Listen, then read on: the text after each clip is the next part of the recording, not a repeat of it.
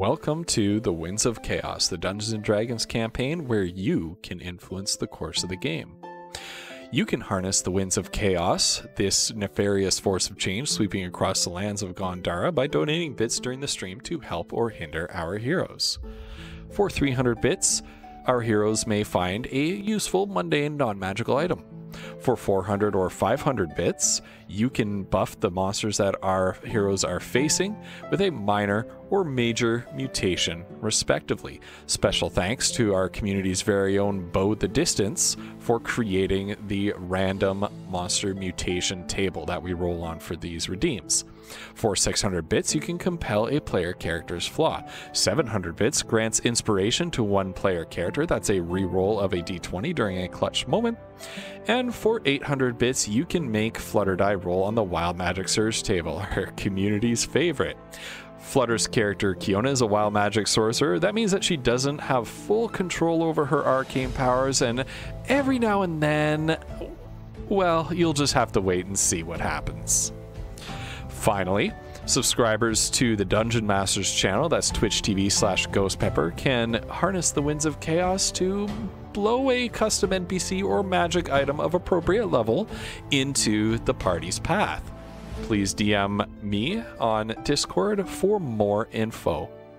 Oh, one last thing. If you're a regular supporter of this campaign and you know, redeeming or subscribing or things like that are things that you do fairly regularly, please consider subscribing to our monthly coffee plan. We use the proceeds from that to go directly towards funding improvements to the game, music, artwork, subscriptions to different services that make our game that much better. Any monthly supporters get a free Major Monster Mutation, Wild Magic Surge, custom NPC, or magic item once per month. We really appreciate all of our coffee subscribers, all of our bits redeemers, and every single one of you who watches the game. Please enjoy the show.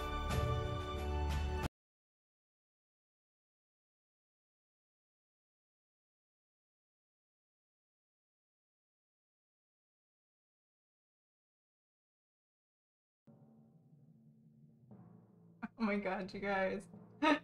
I just okay. Hello. Hi, we're here. I think everybody Hey, can everybody. they hear you? Oh my god. Can you hear us? I don't even know. Hello, friends. Hi guys, I'm back. This is the first time it's been a while. So I apologize for things being janky. Oh, I boy. did turn it down for the Happy video. Tuesday, everyone. Breaker. That's fine. Okay. Yeah, happy Tuesday, everybody. Hi guys! Hi Baba! Hi Sugaros! Oh my gosh! Hello Vinyl! Oh, How here are we you go. guys doing? Sugaros here. You guys with your epic subscriptions, Vinyl, thank you so Megan. much. You're welcome, Flutter. I didn't realize it was a competition, but okay.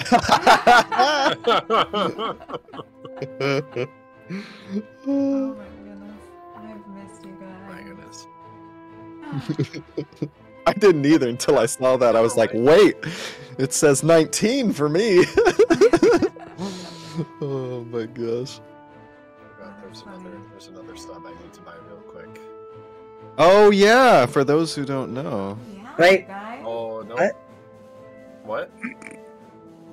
I was gonna keep it a secret, but I can't anymore. I mean, we can't keep it a secret anymore because somebody is finally gonna be able to host the D&D games. You guys. Oh, I'm too loud, apparently. Sorry. That Oh. person is Shagraz. Shagraz, congratulations on Congratulations, on hosting Shagraz. the D&D game, Shagraz. Tell me if that's better with the bumping down the music and the. Okay. Let me know. Jeez. Let me know. Thank you for the input. Yes. Yeah, please, because we can't hear what you guys hear. Wolf, I have not had a chance yet to tell you I love your emotes so much. They're so cute. They're the default ones, These though. So. emotes. Oh, they're default emotes? I did not pay for these. Oh yeah. These Oh, are the ones really? I had no which idea. offers like a handful of emotes that you can add to your channel just to fill your Nice. slots if you want to, and they're like different Mhm. animals. There's like a Nice. dog, a cat. There's like a person. Right.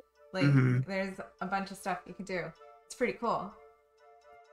Oh, okay. I've done that with my follower ones now because of reasons. That's clever. Right. Because I don't there's have time to manage all of your subs, Megan. He's a busy man. I'm a busy man. He's crafting horrible things for us. Tortures It's for true. us. I was gonna say for a student. You know how she reacted to it too. She was like, I don't really care about that founder's badge, and I was like, oh, but it's woof. And she says, you know what? And she opens up my stream and she types test in the chat, and she's like, I don't even have a founder's badge for you. That's how that feels bad, man. Oh no! Oh man! She doesn't have Flutter. She doesn't have Ghost. She doesn't have Woof. Oh no! The way she phrased it, too, was like a twist. The knife twisting in my heart. Guess what? I won't have one for you either. She's But you can I make don't her a think she VIP, has. and those Oh, are even goodness. more rare, right? The VIP things. She might have one for Vinyl. No, Vinyl's got snatched up so fast. Vinyl, yeah, there was some behind the Yeah, scenes. I don't think I got one for. And all Maybe mine we're were for gone before I Vinyl. met you guys. So Yeah. Yeah. Hmm. No, it does not make you a bad friend What? or a lesser No, it supporter doesn't. whatsoever Who the fuck to said not that? have a No. founder's badge. Mm-hmm. Yeah, I've got people in my chat who have been there from the beginning who aren't founders. So Yeah. Yeah.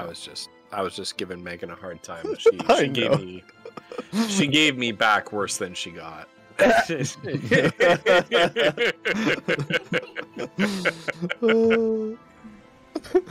Which I appreciate. Oh my goodness. Well, welcome everybody. Welcome to Tuesday. Welcome to Winds of Chaos D&D. I cannot wait to get this started. Yeah. Yes. It's You know, gonna be sass the exciting. sass. That's right. Okay. So, I hope everybody's doing well. I had a fantastic week. I had a fantastic time planning this session and the next few sessions.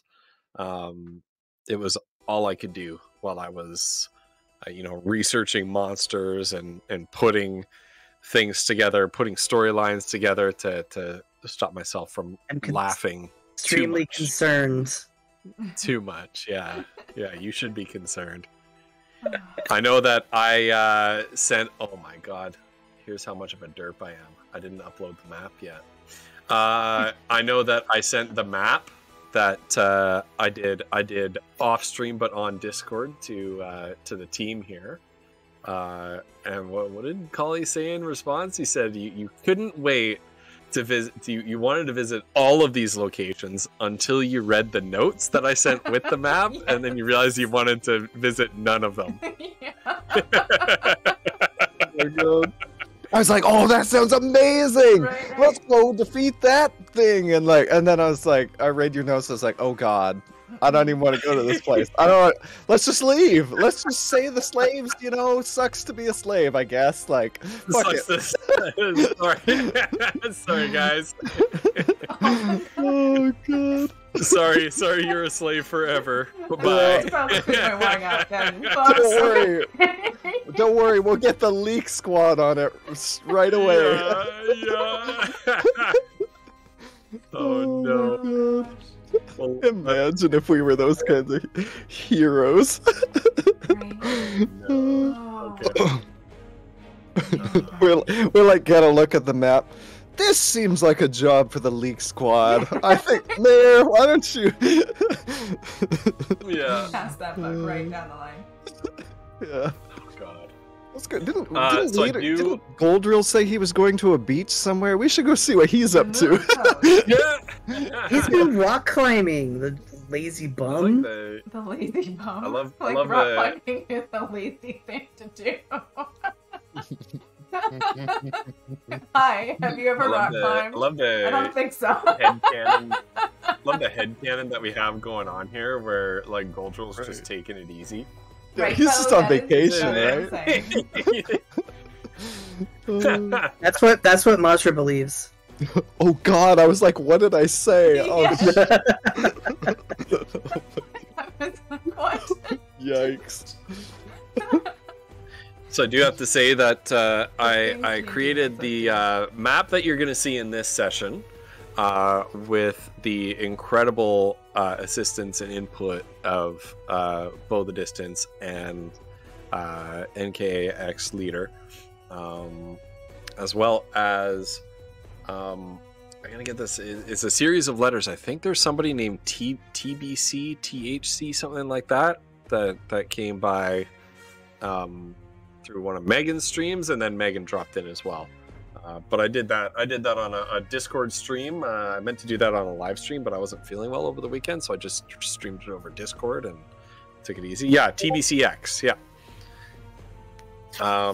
And the next, the geography of this next story arc that we're going to be adventuring in is largely brought to us by Leader, with myself and Bo also kind of chipping in on that. But this is this next bit, at least the geography of it, is Leader's brainchild. So you can thank him for everything that's going to happen over the next few sessions.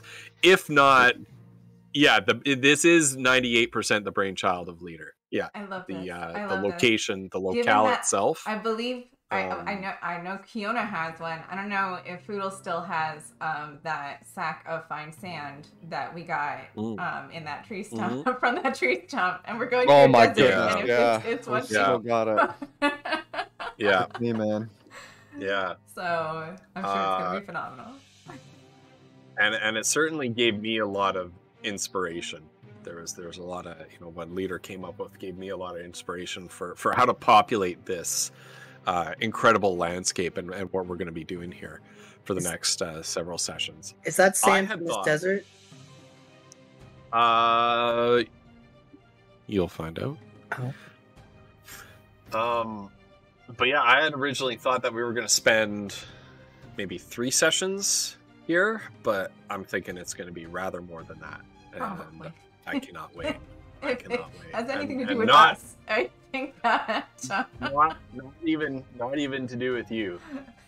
Irrespective of our windbagging players, it's going to take rather more than the number of sessions originally planned. So, without further ado, why don't we get into the roleplay warm-up question, and then I will proceed to say thank you to all of our wonderful coffee subscribers and everybody else who supports this channel. So, all right. Our roleplay warm-up question for the night is, what would be the ultimate magic item for your character? What would be the ultimate magic item for your character? You can name a pre-generated magic item if you know of any, or you can kind of generally describe what an ultimate magic item would be. But while you're thinking about that, chat, if you've got anybody in chat who had any guest characters in our campaign want to answer, also anybody in chat who has a D&D character of their own that is near and dear to their heart want to answer for them, please feel free to. In the meantime, while we're thinking about our answers to that, I do need to say thank you, in addition to Leader and Bo, for helping fuel a lot of the brain power that went into preparing tonight's session and the next few future sessions. You saw the intro video about the Winds of Chaos redemption system, the community engagement system that we have going on here. I need to thank Vinyl for helping to organize all of these redeems. Collie, what did you do? Sorry, just keep.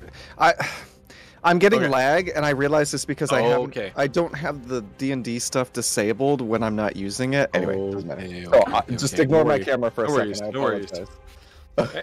So thank you, Vinyl, for keeping those redeems organized for me. Vinyl will send me direct messages if and when you redeem throughout the evening to help me keep things organized and keep things straight in my head so that I don't need to stop play in order to ask chat questions and things like that. Thank you always to Megan and Bo for being our informal but not by now basically de facto rules lawyers and helping us out with rules when we need rules clarifications. And of course, thank you to all of our coffee supporters for continuing to support our game. So let me see if I can name all of them off by heart, and if I miss anybody, let me know. We have Shagraz, we have Bo, we have Bruce Campbell Soup, we have Bard Owl, our coffee backers. Thank you to everybody who supports our campaign. That's an alternative way that you can help to support us. The music that you're hearing in the background, a couple of other projects that we have on the go. This is all due to your generous support through our coffee link. So thank you so much, everybody. Now, friends, what would be the ultimate magic item for you?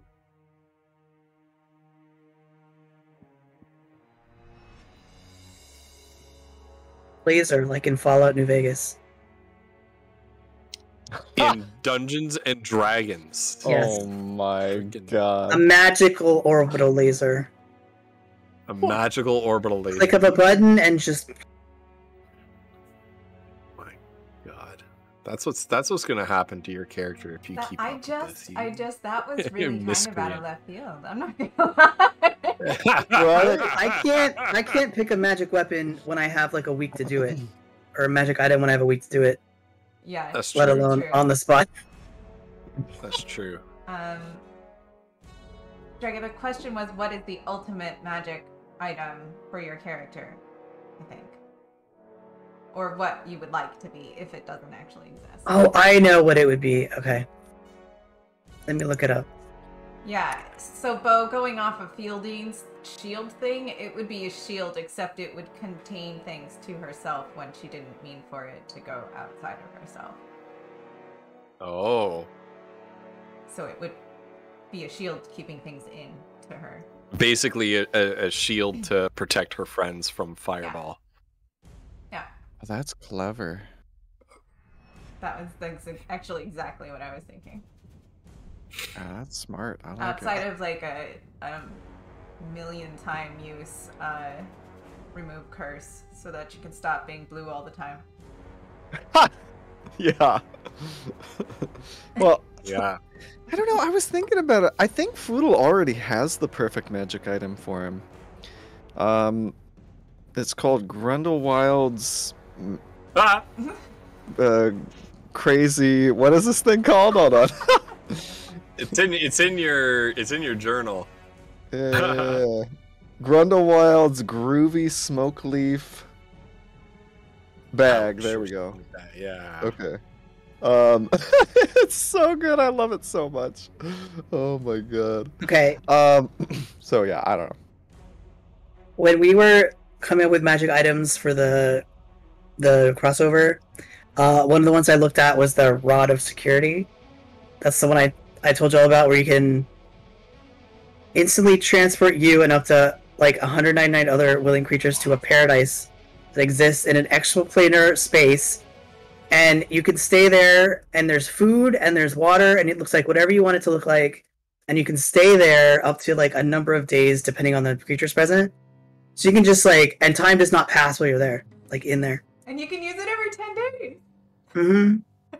So you could like What? live 10 days and Yeah. live for like as long as you can in this bubble and then come back for another Mhm. 10 days later on. Creatures do not age, and you can remain there up to 200 days divided by the number of creatures present. So if you're just there by yourself, you can be there for like 200 days and just keep doing it. What? Mm-hmm. Mm-hmm. That is literally the perfect item for her. Right? Bo, I saw that with Tree Root would want a magic item that could speak to his colleagues wirelessly. I love that. I could so see Tree Root being like, oh, this is puzzling, and like phoning back to somebody like Yeah. being like, I know you know about these things.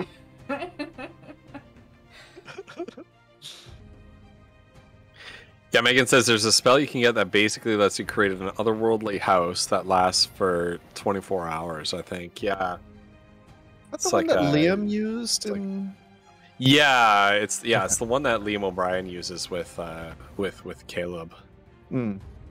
Mordenkainen's magical mansion or something like that. Oh, that's Sorry, cool. Bo. Yeah. That's The Tree Root impression. Never was good at anything like remotely involving impression, so I'm sorry. yeah. Yeah. Ghost can verify. Oh my goodness. Oh my Well, gosh. man, I'm so pleased, Flutter, to have you back in full force Yes! for tonight's session. Yay! Finally! On camera, Right? ready to go. Next week off it's the gonna couch. be audio again. Sorry. Mm. But I'm gonna be on Next week? location, so. Right, Well, I right. think You're the gonna be... camera, it'll just be my weird phone camera for Discord and not like my usual setup here. Yeah. Right. Yeah. That's We'll make okay. it work. Yeah, that's okay. We can make it an IRL stream. You can walk around and we'll just get chat to tell you what to do and then you do it. Right? That's all. That would be a lot There of you go. fun. I don't think that I can do it though because of the place I'm going to be doing it in. They have a lot of strict rules about live streaming in their properties. So, Right. Yeah. That's unfortunately. Right. But All right, friends. So shall we begin? let's do it. Let's do it. Okay. So, last time on the Winds of Chaos, you successfully rescued Kiona from the clutches of a warlock who was conducting research on her in the name of Queen Flutter. Who, You by the way, fought. obliterated, like completely. Mmm. Yes. That Yes. one guy. Just saying. You don't You fought your way back out of the castle of Torgalain, at which point in the courtyard you encountered a knight of the Queen of the Fae, Sir Paravel, who it turned out was actually Jandar, the elven merchant, or the apparent elven merchant who you helped. And you realized that, Sir Jerkavel, you realized that you had given him the power to abduct and clone Kiona with an illusion by giving Kiona's full name. Didn't Foodle give his full name as well? I think he did. Dude, He did. Yeah. probably did. did. Oh, God. Yeah. So just keep an eye out then, Collie, for a DM from me sometime. Right. So you'll never know what's gonna happen. That freaking jerk. Yeah. Thank God Mouse was With smart. the incredible assistance of Tree Root, played by our very own Bo the Distance, you made it back out of the Feywild and back to terra firma, back to the material plane, back to Gurpok. At which time Tree Root rewarded you for your incredible endeavors and your assistance to the Silk Robe Collective with some tailor-made magical apartments at the tower. So you now have not one, but two safe havens to rest in. So cool. This one is like way Yeah. too safe. Like I really feel like there's no way that like we should bring the dragon's egg here. Like I think that there might be a reason why this That's would not a be bad ideal for idea. that. That is not a bad idea. So I was thinking about that because I'm like, wow, I can trust that I can put anything in this room and I guarantee you nobody would touch it. And like that is, yeah, I feel like that's something that we should consider as a group. Yeah, that's what Masha feels. She's like, she trusts Foodle's mom more than she trusts the mages there. Right. Oh, I'm thinking that it'd be a good idea to keep the dragon's egg there. It could very well be. Also might be bad. Anyway. That's the Cauliflumps speaks wisdom. I know, but There's like, only we have no one reason way to believe find that out. The mages in that Sounds like a tower would fantastic have ill idea. intent to us. Sounds like a Whatever. fantastic idea. Also might be a disaster. Yeah, I mean, it's D&D. That's the name of the game. Mhm. It's either a fantastic idea or it's a disaster. That's That's right. just how this game That's works. right. Yep. There's only one way to find out. There's only one way to find out. Can you guys hear me okay through my mic? I'm trying to position it so that I'm also not bending over to talk into it. Yeah, you need to get Yeah. your arm up higher then. I hope it's good. Yeah. I think I can. I don't want I can hear you. I don't fine. want to put it If in you front of try- my face. Like Right. I No, know don't I know that It's an Shagraz improvement. Like, that's a bad Shagraz thing. wants this. I know that Shagraz wants that, but yeah, and probably at least 3 or 4 of the other people in chat. But what? Yeah, I know.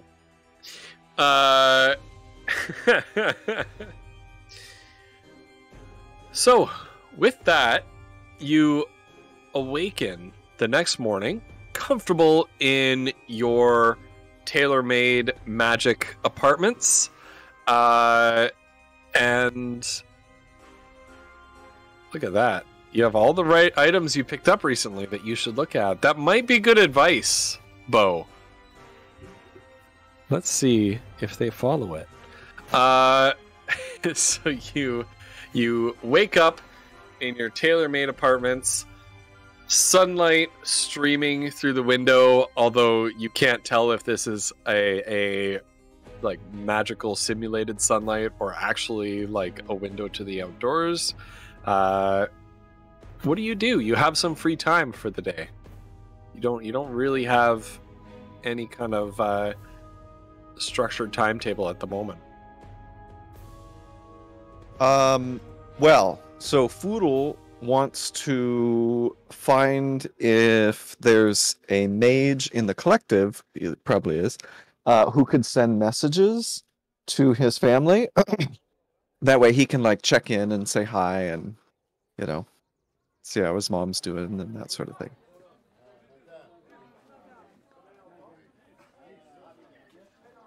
Okay. So that's the first thing he would do after getting some breakfast. But it doesn't, I don't think, Nice. require any. Yeah. Yeah.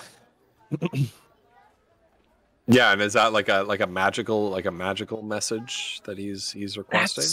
That's what he would want to do, unless it's like expensive because he doesn't have much money. It might He's be, hoping that it's just listen, I've been inquiring a about service. how I don't things know. should cost. Look, if not, he'll send a letter. All right, he'll ask. Yeah. He could just send a postcard. Come to Gurpak. It's great this time of year.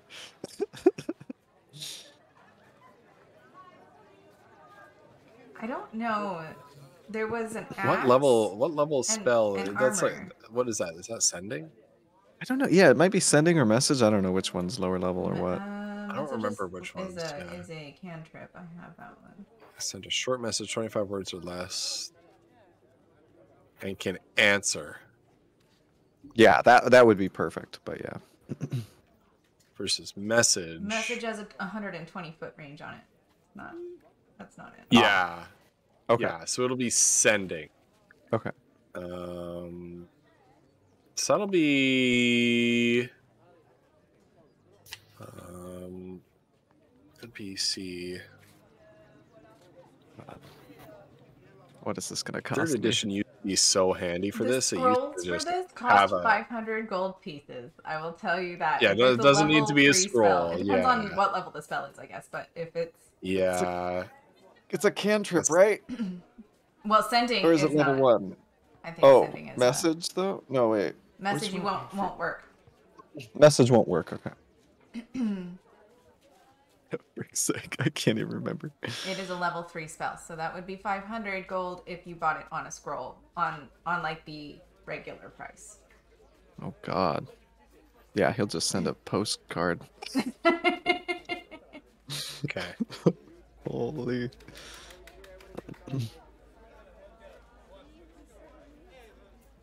Right. Well, as so- you ask around, what the heck was this person's name?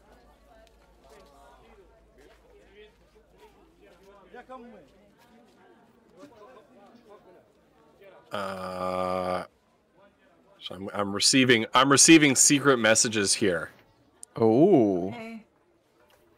Oh no.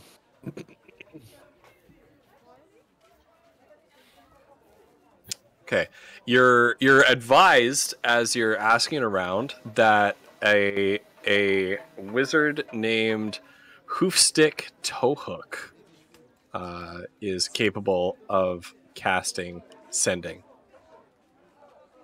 Okay.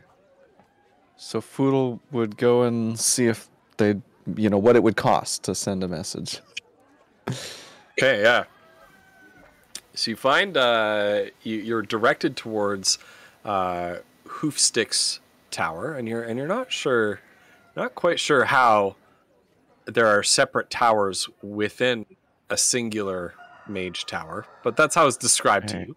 Okay. So you're sent off towards Hoofstick's tower, and then an adept while you hear a rooster crowing inside the White Tower of the of the Silk Robe Collective.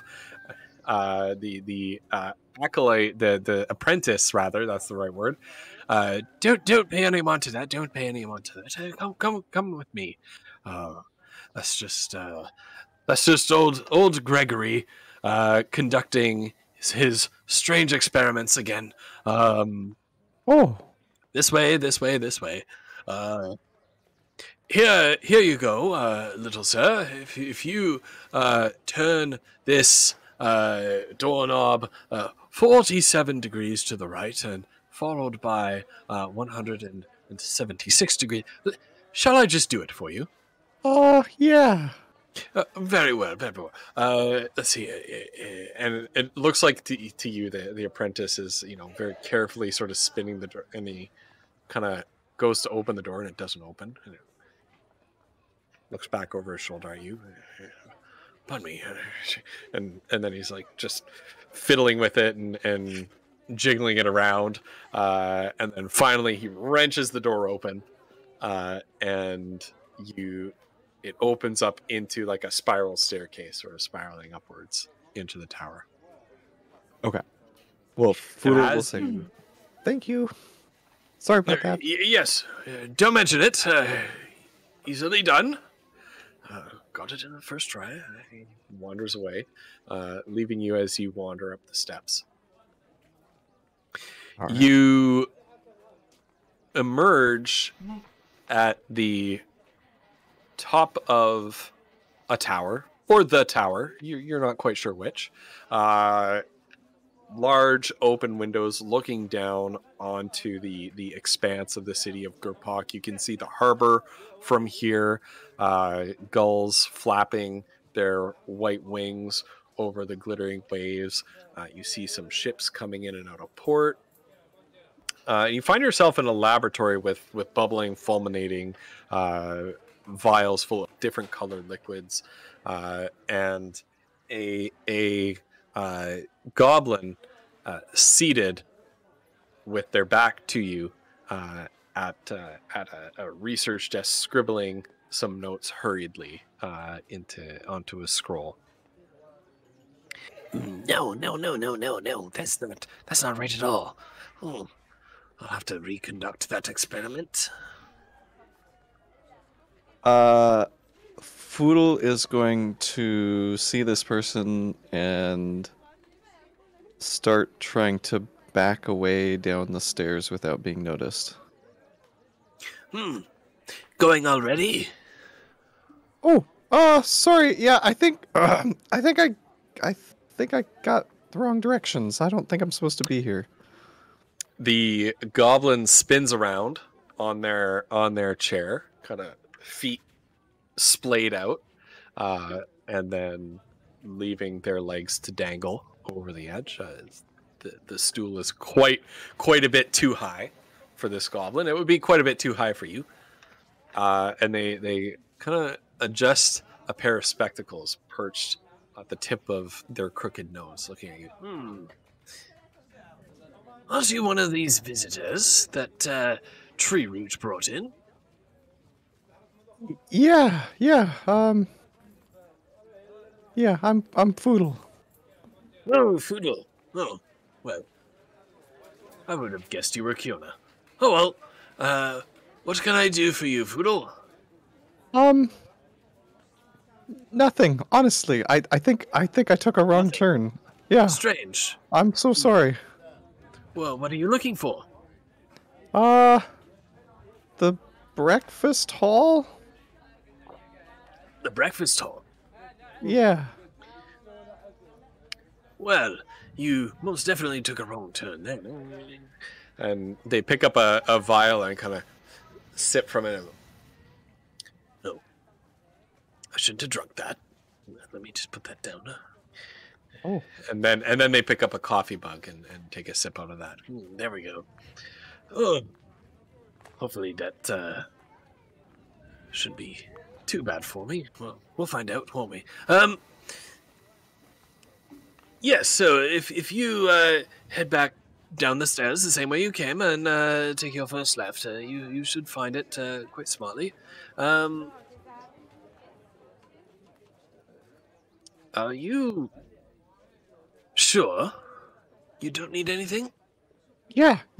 Good luck with your stuff.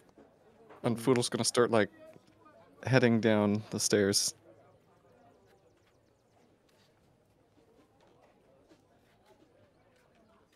Well, to each their own, I suppose. Sorry. No, you're good. Foodle doesn't say. That was really. Yeah. Yep. And the goblin turns played a back to their work.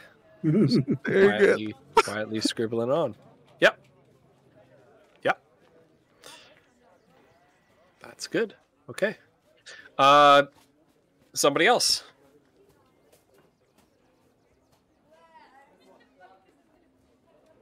Is this like our entire downtime, or is this like what we're doing in the morning? Yeah, this can be your downtime as well. Which Okay. I know Foodle has some more to do, but we'll circle back to him. Well, so just for the morning, Masha will spend time cleaning that armor up, I guess, and working on that in her room, not coming out. Okay, working on that armor. So let me see.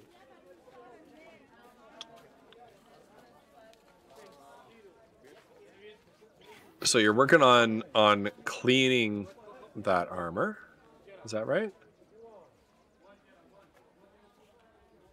Mm-hmm. So this is basically a set of half plate armor that as you're taking it out and kind of studying it a little bit more closely, the armor looks old and tarnished with some kind of engraving across the chest that looks so old and tarnished to the point of being illegible. But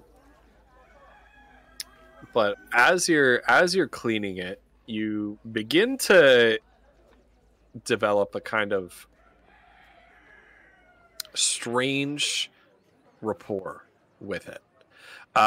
You initially think that it's really kind of like the pride of the craftsman, right? You're sort of taking your pride and taking your time and cleaning this up, and you're just thinking, well, you know, it was all rusted out. It was at the bottom of a spring, but all it needs is a little bit of TLC, right? But you slowly begin to realize that it's developing into something a little more, and you're feeling you start to feel kind of a similar, like, back of your mind, deep in the pit of your stomach sensation to what you felt back when you were in the cave of the orcish blacksmith. And you only very slowly, and only almost until it's too late, do you realize that the fire spirits of your ancestors are speaking to you. And as you go through this process, let me just who can I could put in Mazra's journals. Okay, there you go. You should be able to see it now. So this is a set of half plate armor called the Breath of the Flamebringers. Oh, When you attune to it, the rust falls away. You have this sensation of like reaching out and touching the inscription on the chest. When you do, there's a searing heat in the tips of your fingers where it touches the previously cool metal, and the rust. Oh, Blue Rovers is here. Hey, take care, Blue Rovers. yeah. Thank you Thanks so much for coming stopping by by. and saying hello. Yeah. The rust kind of burns and flakes away under the intense heat, revealing let me see, fire orange steel shoulder pauldrons with edges that have been forged into flames. The hinges between the pauldrons and the chest plate are tiny suns with angry faces resembling what we would describe as like Japanese oni, or like Japanese demons. Chest plate with the engraving of a full set of orcish tusks across the belly. So it's like an orc mouth all the way around. A tarnished gorget that fits across the neck. I don't know why it's worded like that. Whatever. I need to edit my writing a bit better. And thigh covers, also made of flame orange steel that had been forged with edges like flames. The effect of this, I can show that to you, Wolf, on Roll20. I don't know if the rest of you can see this, so I'll just read it out. So your armor class is 15 plus your dexterity modifier. When attuned, you have resistance to fire damage, so that's half damage from fire damage. Once per long rest, you may use your reaction to activate an ability called the Roar of the Fire Orc. And I will save the description for what that is until you actually use it. Oh, Let shit. that be a surprise for chat and for Collie and Flutter. But you can see that one. My geckers. So that's a bit of armor that's provided to you, Wolf, courtesy of Bo. That's so awesome. That's really cool. Okay, I appreciate that. let's circle around to Flutter and see what she's doing this morning. Okay, Kiona. so Kiona, rather. we had discussed a little bit offline Yep. before this what she would like to do, and I assume that the decision that we came to earlier in terms of price is gonna stand no matter what. Given yeah. So Yeah. Kiona wanted to go and buy some scrolls, but she realized that scrolls are really expensive, spell scrolls. And so Yeah, they are. she considered for a moment trying to create a spell scroll, but then the player realized that that's actually not allowed as per the rulebook and her character sheet. So, more like Kiona has some learning to do before she'll be able to do right. that. So she would need to get assistance in creating a spell scroll, and I think that Ghost and I have come to the conclusion that if she does so a number of times or whatever, we can maybe get her the proficiency later to do that. Nice. But right now it is out of reach for Kiona in cost. So she's not going to do that. She's going to buy one spell scroll from wherever the closest vendor is that she can get it from. Yeah, that's that. Just so it's not really anything. You don't have to like do anything crazy. That's what she's doing in the morning. Okay. Sure. All right. And then downtime activities for a couple of people here. Let's circle back to Foodle. So you have your nice breakfast. You had your abortive attempt to find a way to send a message back home. Yeah, so Foodle is going to, and I'm going to send this to you, Ghost, probably after the stream, the little message that I'll send to his mom and his family.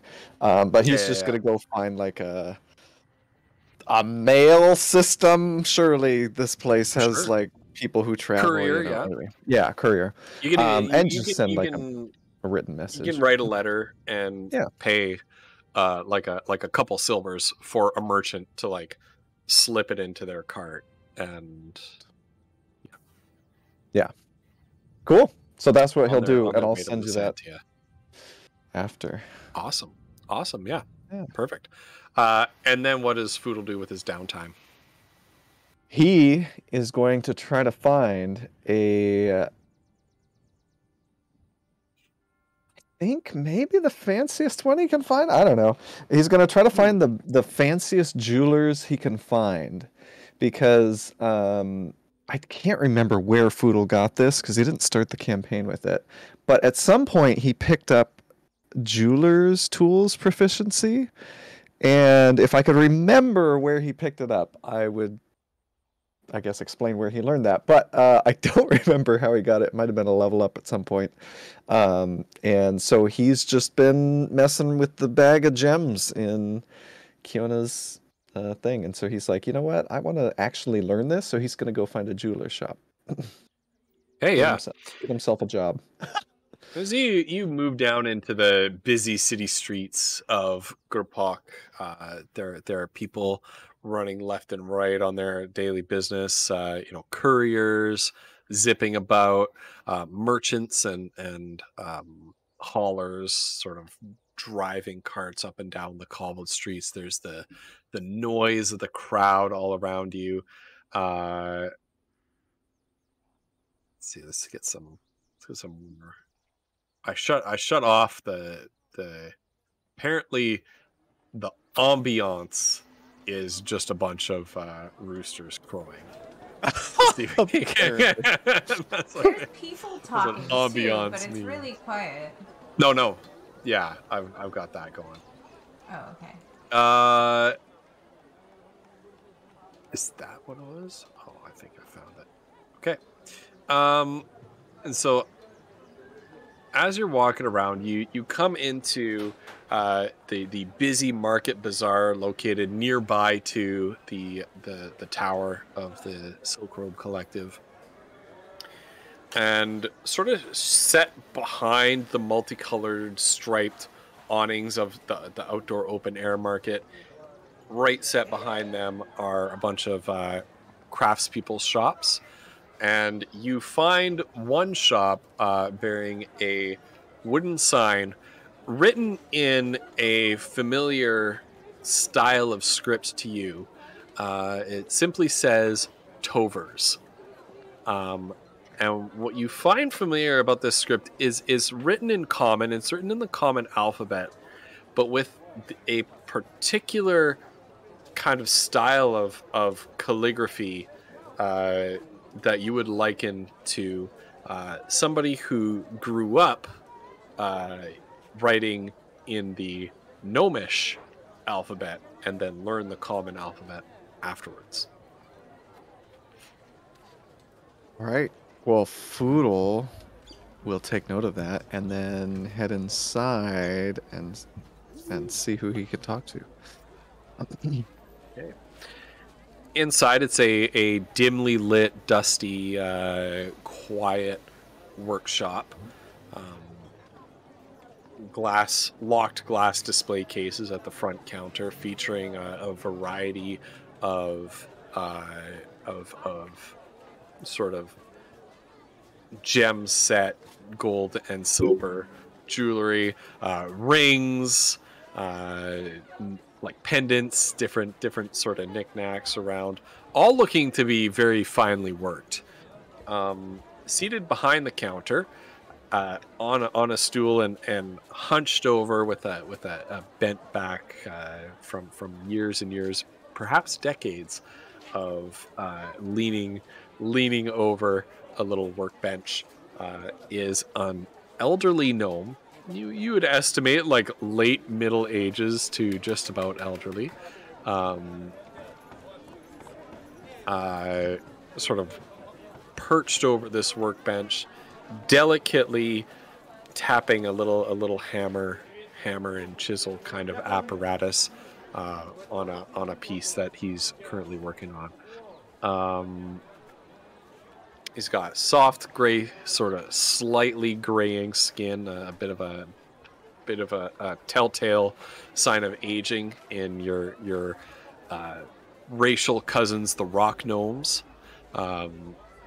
Gray hair kind of spiked out and standing on end, and like a little bit frazzled. He kind of looks like Bernie Sanders kind of hair.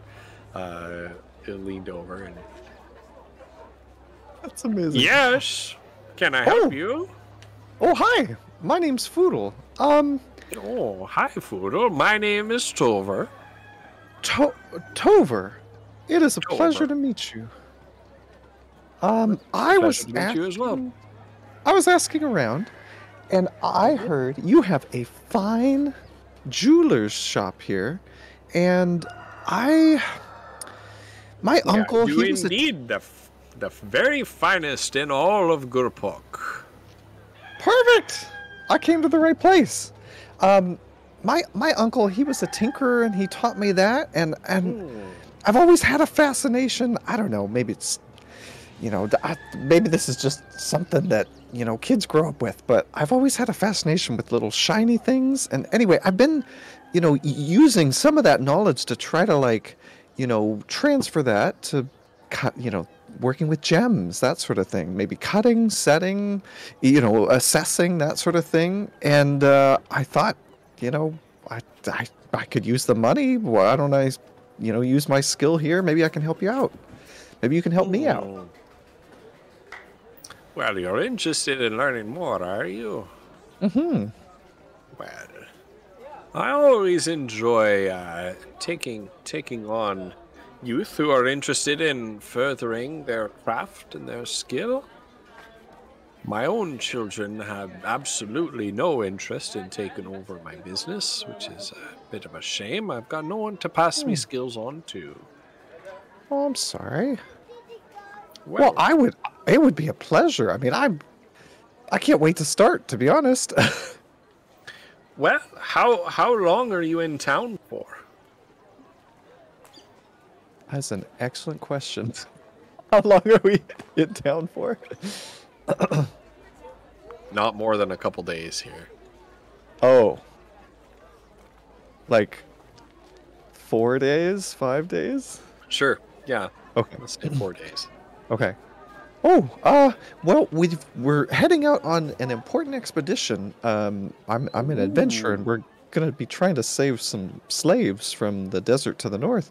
But I thought, you know what? I've got some time. Let me just soak up as much as I can in the next 4 days. Oh, very well, very well. All right. Well, come around back. There's a leather apron there for you to put on yourself.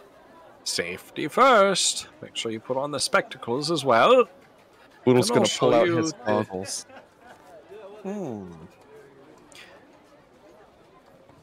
Just to Are keep the you eyes sure safe. you have the look of a forest gnome about you, but like that, you look like a rock gnome engineer. Oh, well, thank you. I will take that as a compliment. Yes, well, come around. I'll let's get you started on what you're working on here. All right. Okay, I would like you in Roll20 to make a roll on a jeweler's kit. Do you have a jeweler's kit in your inventory? I think you can make a roll against the profession, right? Can you? I think you can. I don't think you need to have it equipped. Oh, okay. Well, hopefully he would allow me to use his tools, or Yes, he will. Yep. okay. Because I think the idea was if I work with him, then I'll be able to buy some tools on the cheap maybe after that's if right. he likes me, right? Okay. That's right. But Okay. we'll just see how you do today.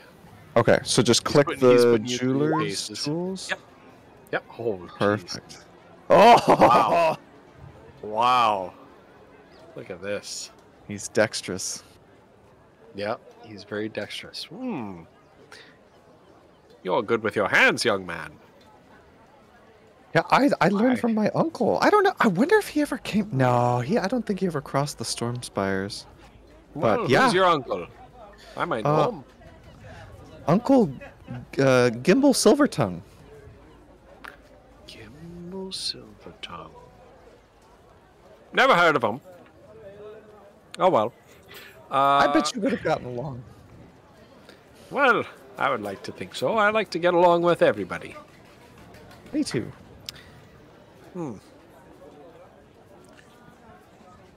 That's not what I saw this morning. No, he doesn't say that.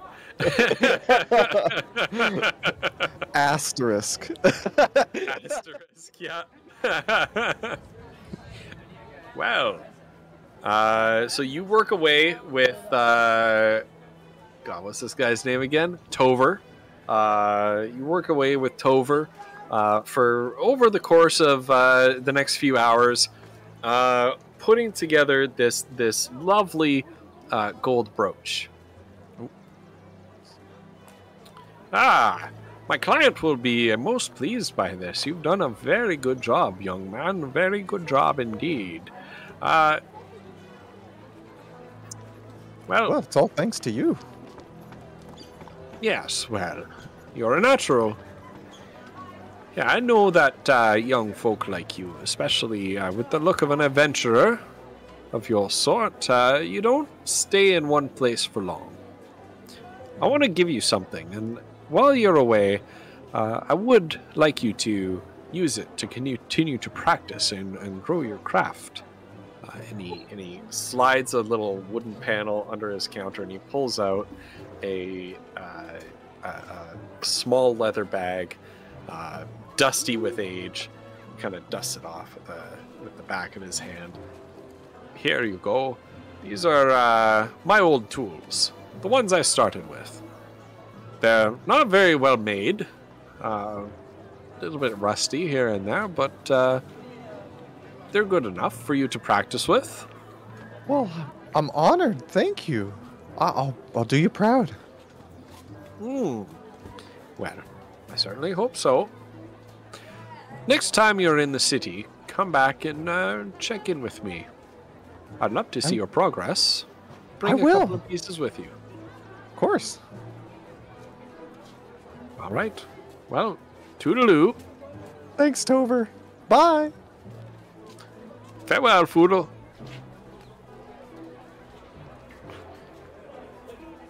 All right. Did it? Did the stream go down? I don't know. Hold on. No, it's just you. Okay. Oh no. It's All right. there. I think it's just me. I'm sorry. Okay. You're fine. My thing refreshed and then it went back and it's only showing Yep. me a chat from Striker from 9 o'clock. So, and I didn't All right. realize that was when she sent it. So I'm like, what? Wouldn't be D&D without technical I don't- difficulties I'm anyway. sorry. Didn't mean to interrupt. Are you fine? Why don't we go Kiona next? I think Kiona wants to know more about the magic in the desert. So she wants to find somebody in the tower that would be able to tell her more about what they think that is, and anything about it that they have. All right.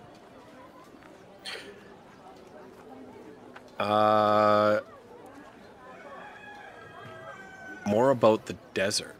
Yeah. Well, the same apprentice that Foodle met before, who is apparently an old man. Why is he still an apprentice? He's not a very good apprentice. He just recently came to the tower. He's new here.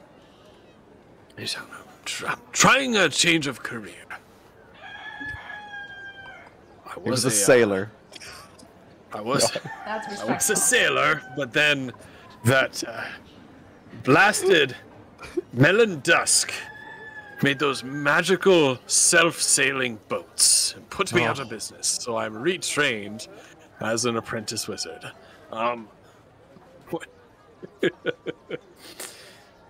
My pension has gone up in smoke.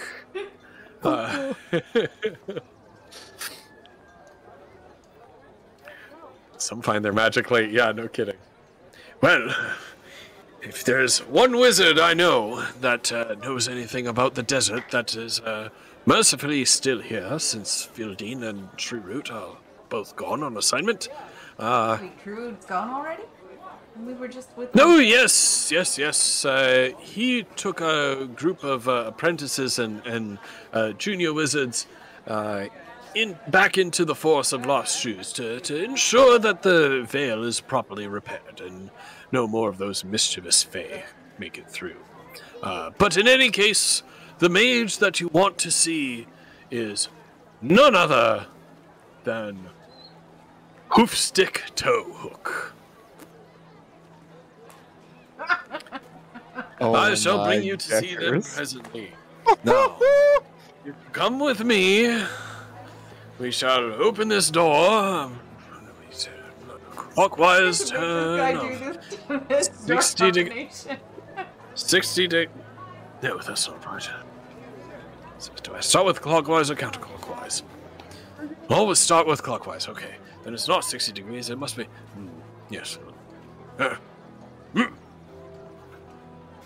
All right. I've got it. There we go. And he wrenches the door open. There. Simply climb the stairs, and you will find Master Hoofstick waiting for you. Thank you. And Kiona, who is currently a tabaxi for anybody who wasn't there when that happened, goes up the stairs. Okay.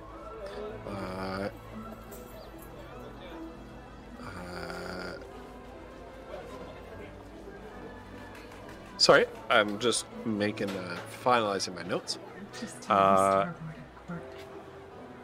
already forgot the voice for Hoofstick. You walk upstairs and you find yourself in a laboratory overlooking the harbor, seagulls, glittering waves, boats coming in and out. And you see a goblin bent over a research desk with some fulminating liquids. I think I said laboratory. It might be a lavatory. Who knows? We'll see where the day goes.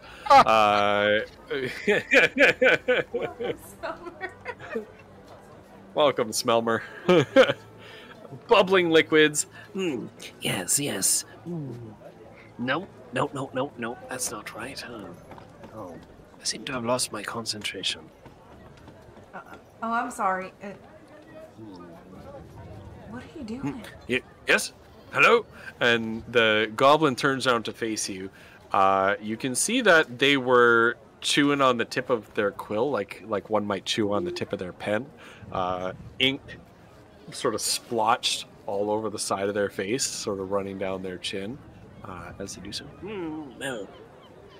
Hello, Well, little cat creature. hi. What were you just doing?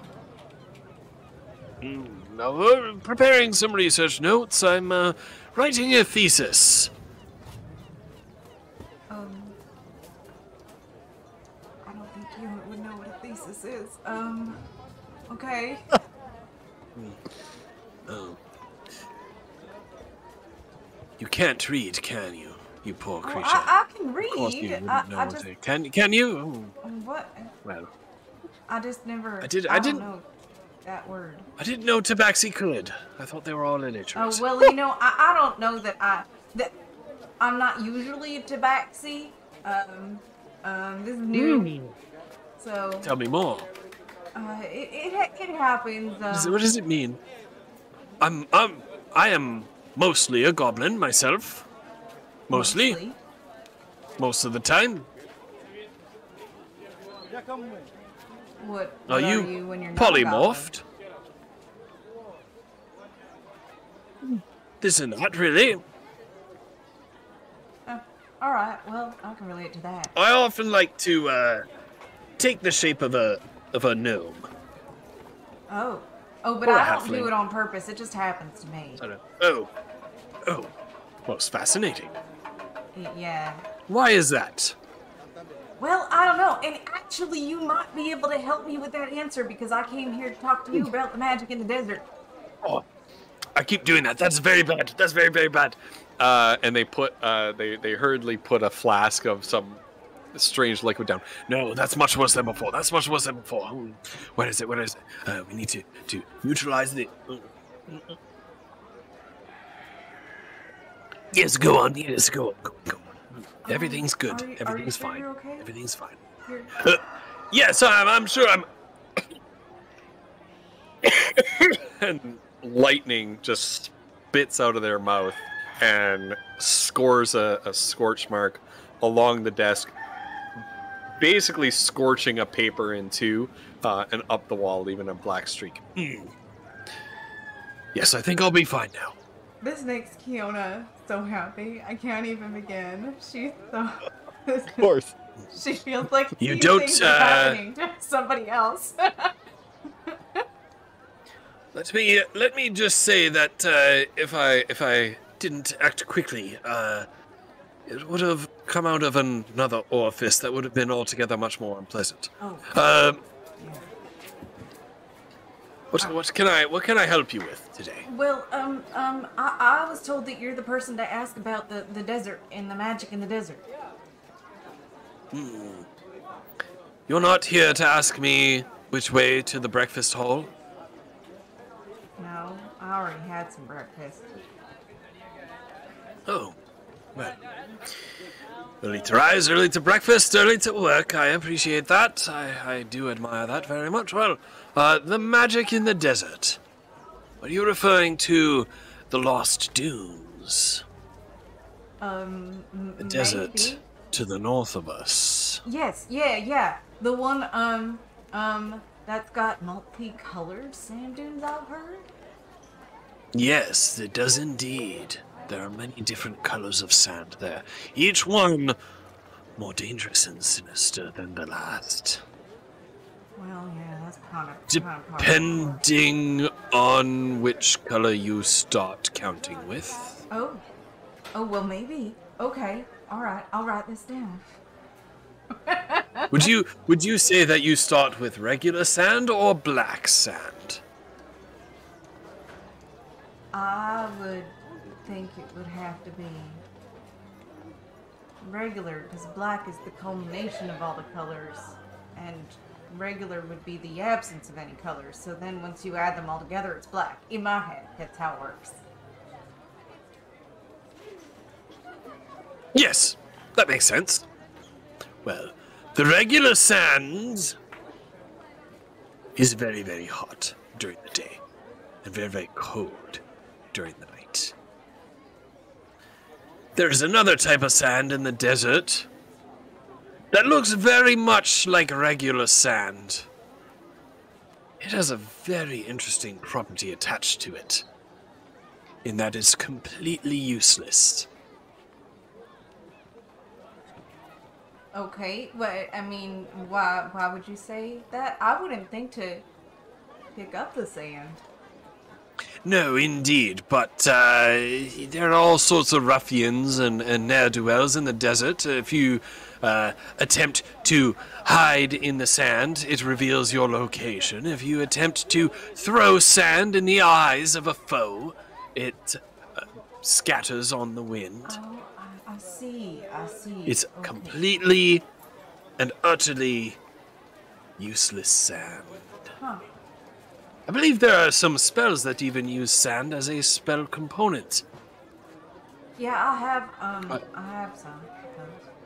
Oh, you have some sand. I do have some sand. Do you want to see it? And she'll pull out the bag of sand that she found in that tree stump with Boodle. Yes. It's really pretty, right? Yes. Now watch as I attempt to cast a spell with it. And they pull out a little clump of sand and speak some magical incantations and then blow the sand in your face. All right. Okay. I think I understand. Exactly. Nothing has happened. It's completely useless sand. Right. Well, that's interesting. I didn't know that that's the kind of sand that this was. I'm surprised it's from there. I'm gonna have to tell Goldrum next time I see him. Yes, indeed. Do tell your friend Goldrill. There are other types of sand as well, but why don't I just save you some time and give you a scroll with a list? That sounds Oh. fantastic. I know why I shouldn't do that. It's because you can't read.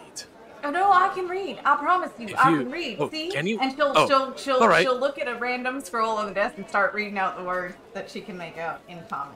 And a common scroll. A common scroll. A common scroll. Spells are not scribed in the common scroll. They're well, spelled that in weird draconic. fuzzy looking magic over there, I can make that out like nobody Yes. else can. And she's like, Can if you? she can spot any of the runes that are her magic type from those obelisks or anything anywhere in the room, she will point that Oh. out and be like, Roll I can read that. investigation. Roll investigation. Ooh, okay. Sorry. Oh my gosh. Oh, investigation is not going to go well for her, I don't think. Yeah, that's not super great. It all looks What'd you get? insane. A 12. What did she roll? Oh, I'm 12? sorry, a 12. I rolled 12? a 12.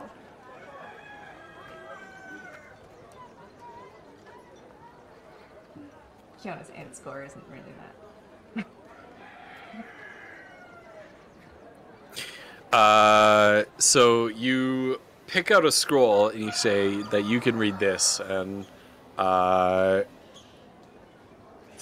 what's the hoofstick? Hoofstick. She would Hoofstick only is the say it name. if she could see it, like then it was familiar to they- her. Squint their eyes and look down over there. I can't even read that. Oh, is it one that I can read? Okay. It is one that you can read. Yeah. And I am going to send you a DM of what this says. I didn't expect that to happen, you guys. That just came out. Okay. Oh, this one. Okay, alright. Well, it says, for behold, they will come in fire, and their chariots like the whirlwind, to render their anger with fury, and their rebuke with flames of fire. They will execute judgment by fire, and their sword on all flesh, and those slain by them will be many. Oh. That's what it Oh says. dear. I don't think that sounded very good, but I read it. See? That's oh my goodness. Well, it's very discerning, very, very interesting as well. And they're scribbling on a piece of parchment as they go. Well. Most interesting, most interesting. Do you know anything about the magic that comes out of there? There's a Out of tower. where? Out of where? The desert? Desert. Oh, most assuredly I do know this or that about it, and it's nothing that a good little kitten like you wants to know anything about. But I do. I think it's the reason why I changed myself like this, and I can read this. Most interesting. I'll just And work most on a disturbing farm as well. before this. The context I found that scroll in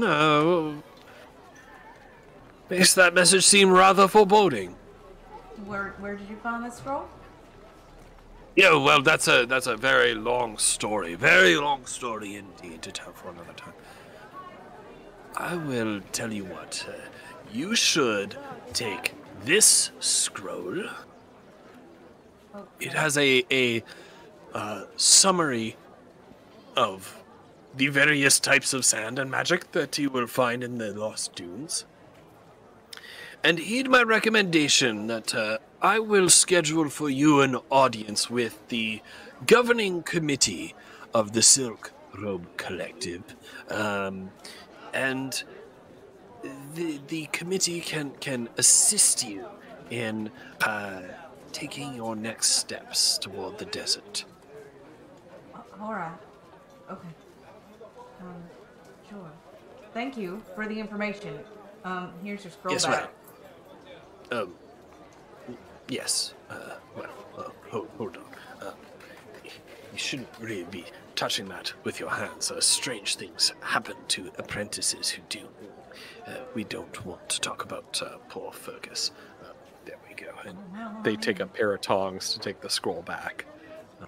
I probably should have led with that. But All right. yes. Well, at any rate, thank you very much. Yes. Do you have any, well, I guess if I'm talking to these people, I should take my friends, probably. All right. Yes.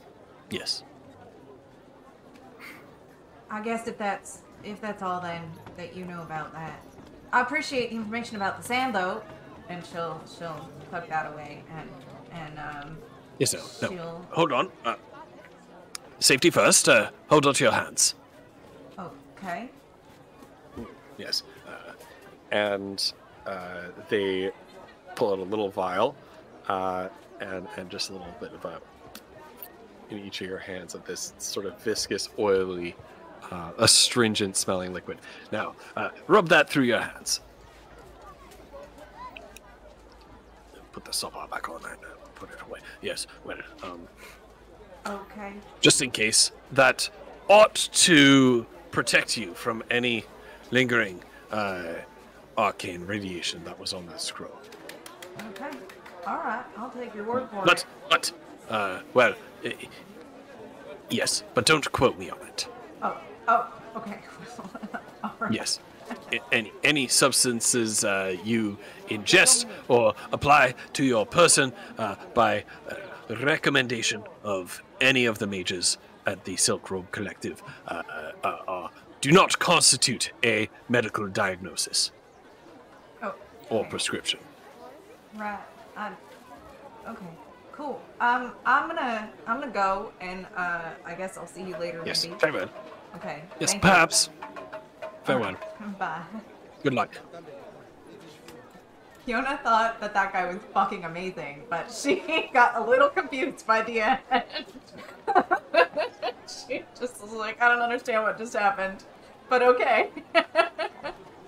So she'll take back that scroll to the group, tell them about that sands, and Okay. also say we have an audience with these people. Right. Mazra, your downtime. There will be some shopping off camera, but basically, Yep. Masra is secluded in her room pretty much the whole time. Okay. Working on things. All right. Yeah. Tinkering with the arm. Mhm. Okay. Yeah, she's Excellent. finally got 5 minutes apiece to do it, so. Yeah. Yeah. The rooster is back. I know. Rooster is back.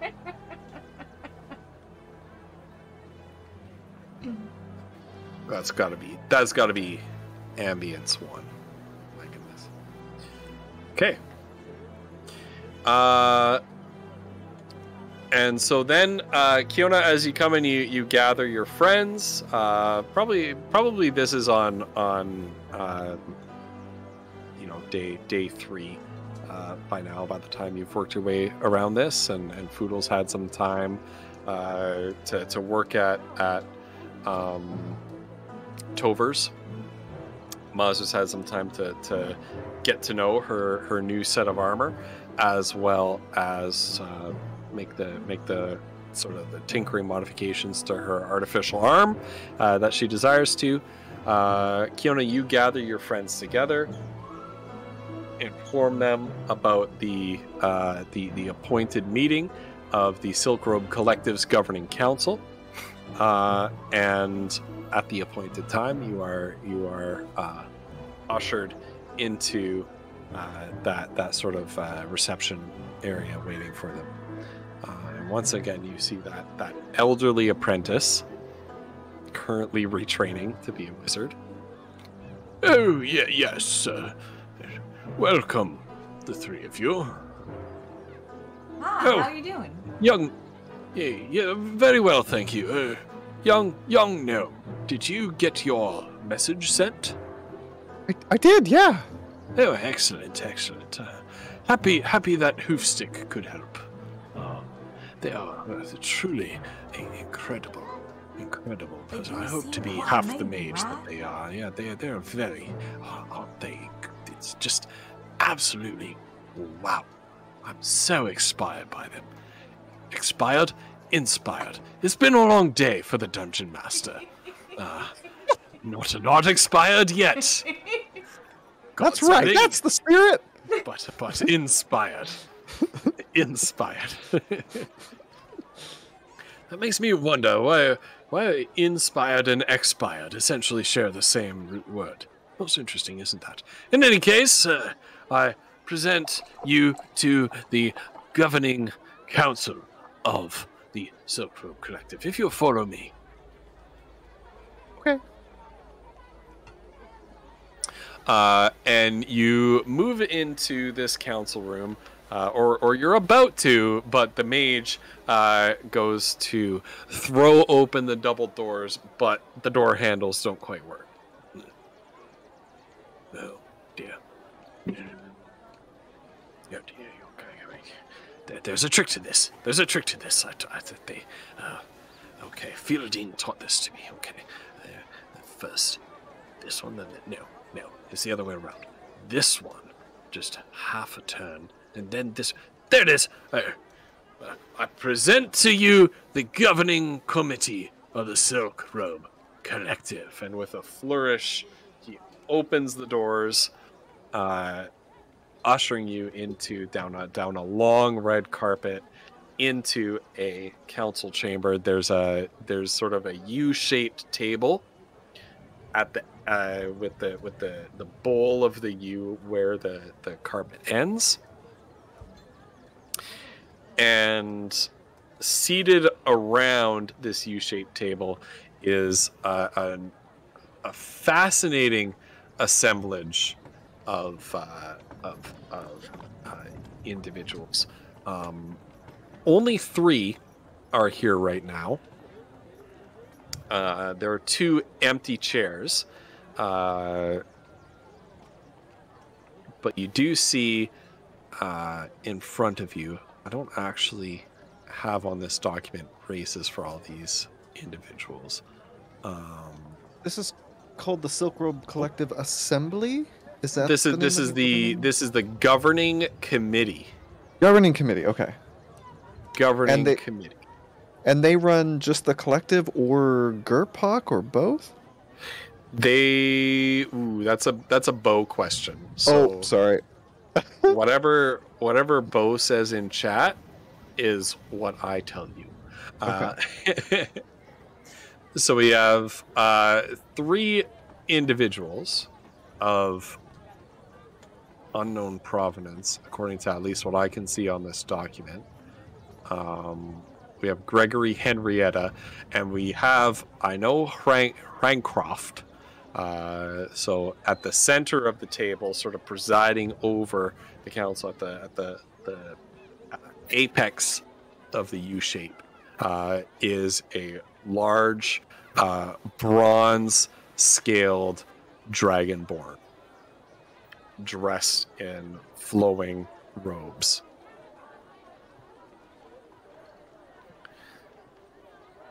And Oh. And who's this then? well, we were Mr. Toehook gave me this scroll and this is the wrong. I don't know. We're A brief correction. Master Toehook. oh, right. Yes, them. Yes. They said that we had a meeting with you in regards to the magic in the desert, and maybe you could help us with more information about it. Yeah. Well, what purpose do you lot have in the desert? Well, a lot of purpose, I think.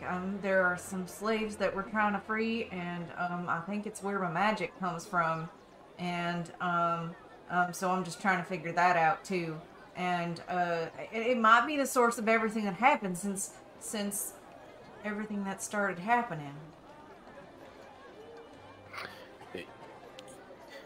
Well, yes, that's very nice that you would like to investigate this, but the Lost Dunes is a very, very dangerous place indeed.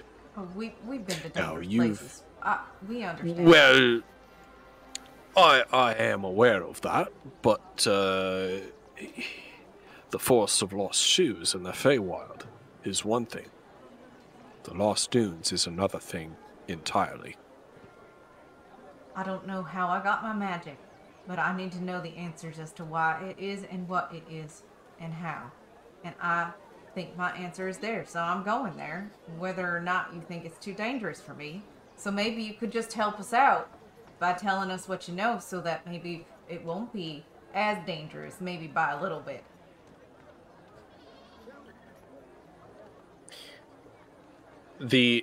An elderly human woman sitting to Hrancroft's right just kind of rubs her chin a little bit. Now, Hrancroft,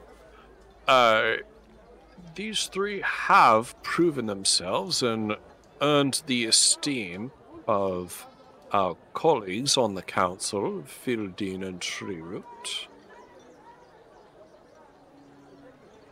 Perhaps we ought to give them a chance. Well, we know what Fieldine and Treeroot would have to say about this, so well. Very well. I advise you that you ought to travel along the Northern Road. Northern Road. You'll pass through Bogard Pass, and at the very edge of the Lost Dunes over the mountains, you'll find Camp Intrepid. This is something of a base camp that's been established there at the entrance to the desert. And, if you will, a first line of defense for our territory and the kingdom of Cormantia for whatever might come out of there, should it come to that. Right. Okay. I was wondering, does the collective have like a map or some idea of what's on in the Lost Dunes, or that but we could maybe even take with us? And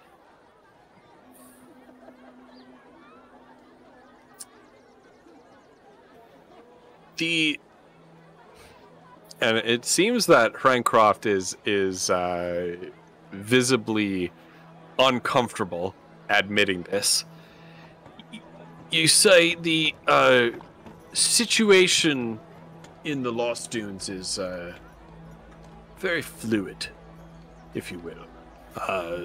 The maps that we have are only recent, as of a few months ago, and by now they're obsolete.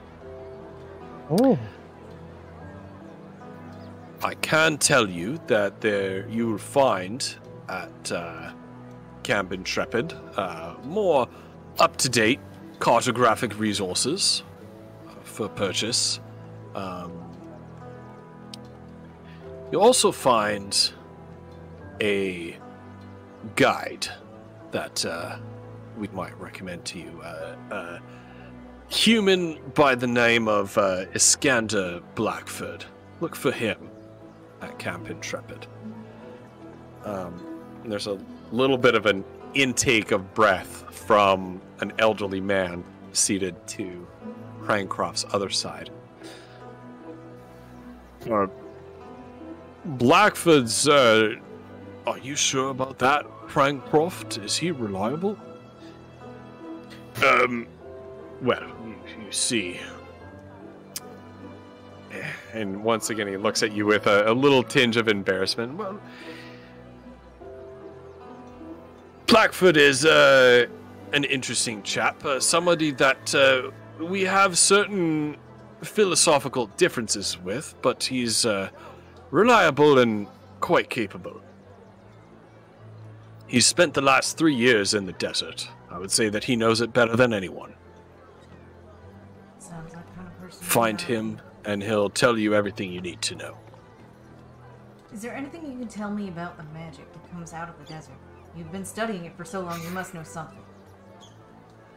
Like, Are you is there a way to block it? referring to... Are you referring to the winds? Yes. I'm afraid that we don't know very much about them, other than they're very, very concerning. The mutations that we've been experiencing beyond the desert out here are amplified in the desert itself.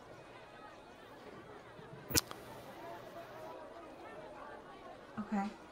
As are the strange weather phenomena and preponderance of wild magical creatures that you might encounter there. It's an extremely dangerous place. I urge you, if you must venture into the Lost Dunes, that you take the utmost caution. Fiona gives him like a really weird smile because she's feeling more and more like a text subject every day. And it sounds like he's describing her neighbors. Hooray. So she's like, okay, alright, I got you.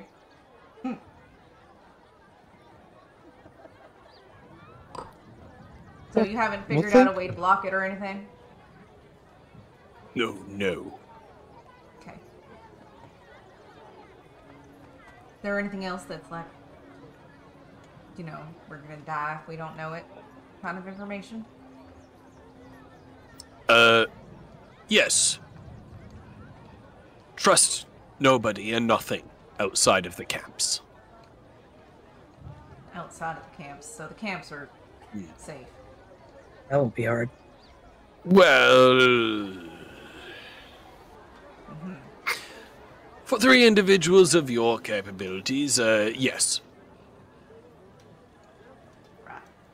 Thank you. Hopefully.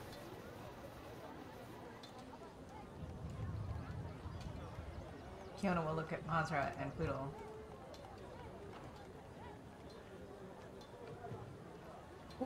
Well, thank you so much for all your help. We hope to see you again soon. Good luck in your endeavors. Yes, and the same to you. Thanks. Be careful out there. Fieldine would be very cross with us if anything happened to you. Please tell her we said hello next time she's back. Well, with the way Fieldine is, that's more likely for you to see her first. Well then, all the better. Thank you for your help. Safe travels. Just turn around and leave if the rest of us do. Mm-hmm. All right.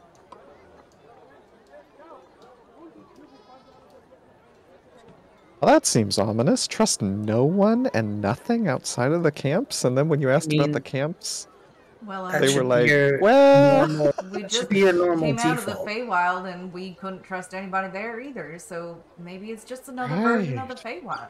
Just think of it like that. Don't say thank you and don't tell anybody your name.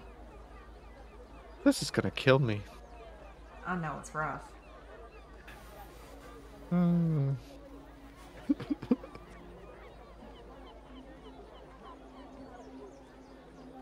All right, well, I guess we better pack up. Right. So Foodle will go purchase, he got a few health potions and Right. some goggles and stuff. And they'll get Yeah, all packed up. Definitely some protective gear. Oh, probably some weather, because we need that list of sand. Can you send us that list so that we can see what the sands do? Because we would buy things to counteract that stuff before we left town if we knew what it was.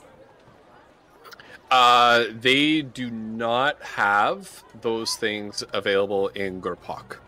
Okay, so we're probably gonna have to get them at the base camps. Okay. Yeah, you'll have to get them at the base camp. Thank you, Pardon me. Ghost. Yeah, that's Yeah. okay. Just I want to make sure that we cover that before Yep. we get on the road. So we'll have a conversation about potentially maybe storing the dragon egg here later on in time, and other things that we might have talked about offline that I'm not going to divulge to anybody but my fellow players right now. Exactly. And then we're gonna rest and be ready to go, probably. I think All we right. got everything right, guys. Oh, yeah, I should update my sheet. Excellent. So We got you a can lot. all take a lovely long rest, and then the following morning you wake up shortly before dawn because it's going to be a long trip, a long ride, and you set out along the northern road towards the sort of rounded mountain range, old mountain range that separates the lands of Gurpok and Cormantia from the Lost Dunes. Sorry, Ghost. Bruce Campbell. Frickin' Bruce! Oh my god. Hold an action for a major mutation for Giga Philip should the situation arise. Oh no. Oh goodness, Giga Philip. I was waiting for Giga Philip in the Feywild, yo. So if we haven't seen him yet, No. this is gonna It's be too amazing. soon. It's too Ghost soon, is right? You're saving. right. Yeah, Too soon. Ghost is saving. Oh, Bruce God. Bruce Campbell Soup does have a once a month redeem Right. for being a That's what they're very doing. They're generous pulling the trigger on the supporter hold my on action, coffee. please. And I think that's valid. That's Okay. So there it is. I would like to take a real quick break if we could. I'm just gonna put on some music here for us. There we go. We're gonna take a real quick break, and then we're gonna jump right back into to crossing into the Lost Dunes. Be back in a few minutes, friends. Oh my gosh. Should we have a betting pool for how many of us are going to be lost in the Lost Dunes? Oh my god, I bet you at least every one of us once. Except for Mazra, maybe, because Mazra doesn't do stupid shit like walking through portals without knowing where they go, so. Right. I think Mazra's... Well, I actually meant, like, lost as in... Foodle's just gonna fucking die. Bo, That's what that's true. Bo, we love your city. I love Gurpod. Yes. I really, actually, so the deal that Ghost and I worked out earlier about the making a spell scroll thing was that she would pay not only for the spell scroll, but also for somebody's help that has the Arcana proficiency, because she doesn't have it. So she would have to pay another 200 gold, which would make that spell scroll essentially cost 700 gold for her, but she would get like points toward being able to earn the Arcana proficiency later on. But her total of gold right now is like 752. So like her spending that much money on something like that seems really irresponsible right now. So she just buying the scroll, that's all. That's how that worked out. But your city's amazing, and I hope that we can come back to it. Like I hope that there's a spell that you can like put portals between places, and it takes time and effort and stuff. But like I would like to try to do that at some point to the house, like put a scroll to various and sundry places that are very, and by that I mean like one or two, because I know that the spell is crazy.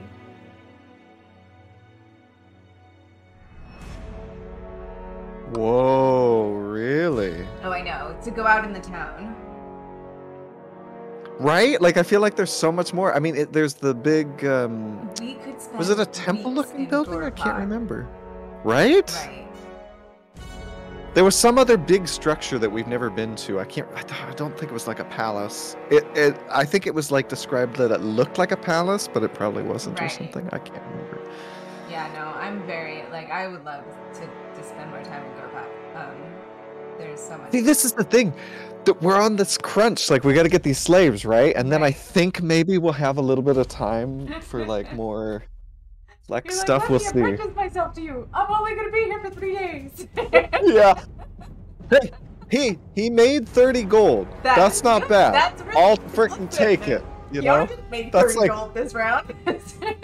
that's most of the way towards a healing potion. Right? There's a Parliament building behind a Oh, tower. good. That's where the noble family lives. Ooh, noble. That's right. It was a Parliament building. Okay. That's interesting.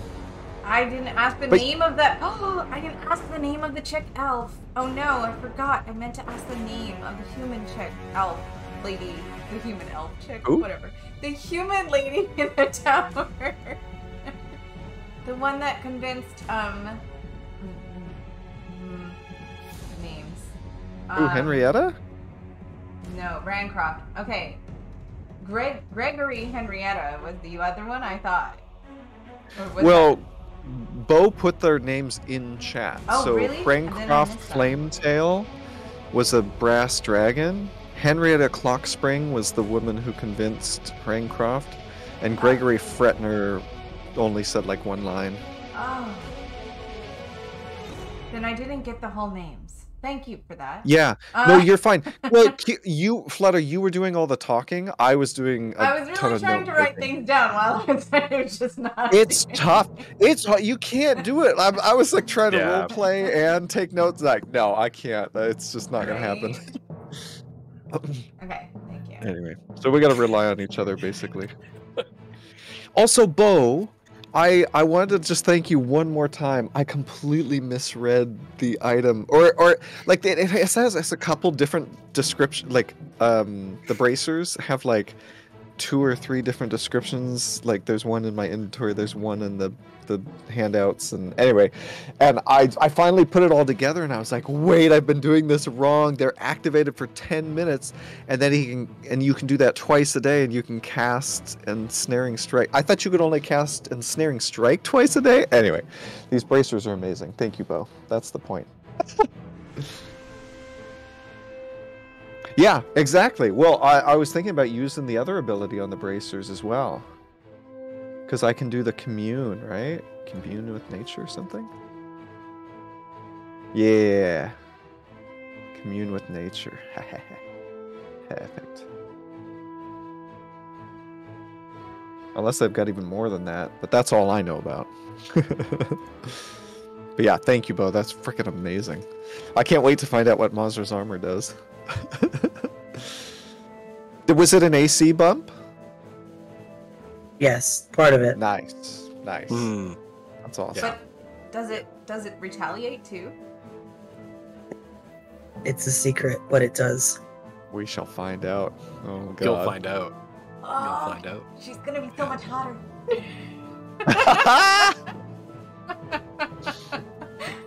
In all the ways. Cauliflums, also don't forget that you have a magic axe from Bard Owl. But that was never meant to be a magic axe, and I need to fully figure out what I it feel does. like that was I'm supposed like, to be a mundane item that we found in the woods. I'm like, yeah, it was supposed to be a mundane item, but because Bard has been so generous, I made a command decision to make it a magic item. I love it. But Bard did not. Bard This Bard is did what not you guys give me- can't get for being so amazing in our Yeah. chat. You get both Yeah. these things for free. Yeah. You guys. Amazing. I'm just gonna stick it in. How much do you think a magic axe would weigh? 5 pounds? I don't know. Oh, an axe? Well, is it a wonder? It's a one-handed axe. It kind of depends on what kind, Yeah, I was gonna probably. say. Thanks, Bo. I have a pretty good idea of what I want to do with it. I have a pretty good idea. That's right, I just want to double check to make sure that it's balanced. Yeah. Okay. How much would you say it weighs? I don't know. Whatever. I'll just put 5 in, and then we'll go from there. All right. What's that? The axe? Yeah. It's not a big deal. Is it? However much a standard battle axe weighs. Okay. Yeah. I think 3 or 5 or something like that is plenty. Really? Pardon me. All right. So, we all rest All right. and recuperate. Yep. A battle axe weighs 4. Oh, Nice. wow, that's way There you lighter go. than Yep. All right. So, the following morning, you set off for the mountains in the northern distance. So you trundle along the road. To you're kind of circling around the eastern edge of the Forest of Lost Shoes.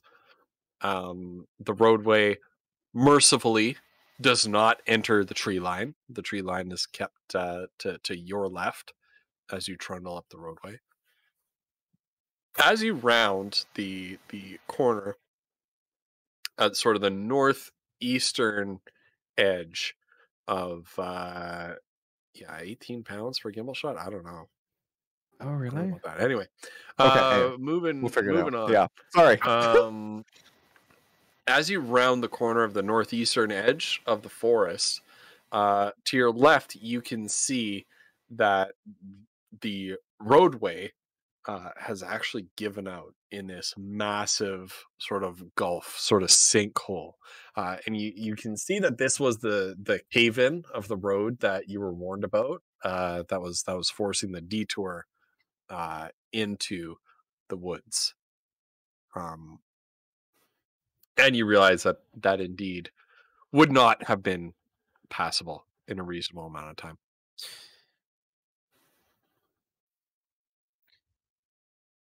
Continuing on for much of the rest of the day, pretty soon the plains give way to foothills. The foothills give way to kind of a bit of a highland.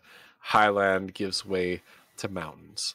And you find yourself traversing through a mountain pass. A sign on the edge of the mountain pass identifies it as the Bogard Pass.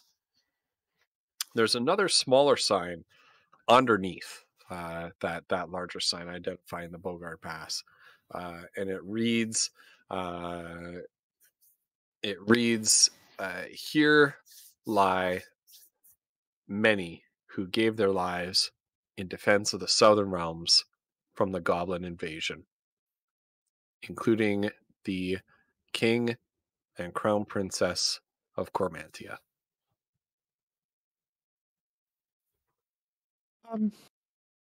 Can we stop for a few minutes? Yeah, I think it's appropriate. Okay, thanks.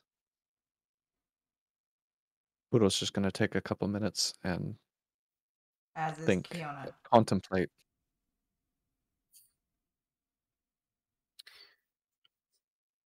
Remind me a few sessions ago, one of you had a vision of the final moments of Treyfair and the crown princess of Cormantia, who is his fiance. Which one of you was that? One of you had a vision of that. Was it not Darfin? me. It might have been Darfin. Might have been Darfin. I Okay. was gonna say it wasn't. I don't think it was Kiona. I would have. Yeah, it wasn't Well, Foodle. If Darfin were here, which he's not, he would recognize sort of the Darfin finds background, vision, you know, so, the yeah. There it is. So the kind of landscape of the mountains in front are what he would have seen in his vision of it.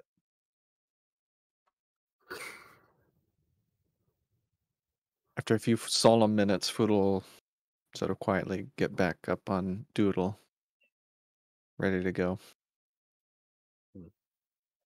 You can't express solemnity while dropping the name of Foodle's horse. Dude, Doodle better never die. Oh my god. Does Mazri still have the journal? Which journal? The journal of Trella? Yeah, Trella's she keeps journal. everything. Kiona's gonna ask for a blank page out of the back of it. Do you just need regular paper or this particular paper? This particular paper. All right. She's going to scribble a little note that says something to the effect of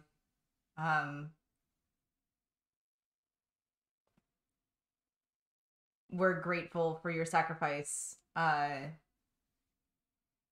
and we will make your home as welcoming as we can. She feels very deeply that there's we owe these people because we're basically moving into their house. So she has this. She just wants to be thank you for your home, for everything, and we hope you find peace. And she will dig a little bit of a hole wherever it seems appropriate to do so to bury that paper with that. Okay. Right. And as that moment of solemnity passes, you mount back up on your horses, get the wagon hitched up, and you continue your way up the mountain pass and into the mountains.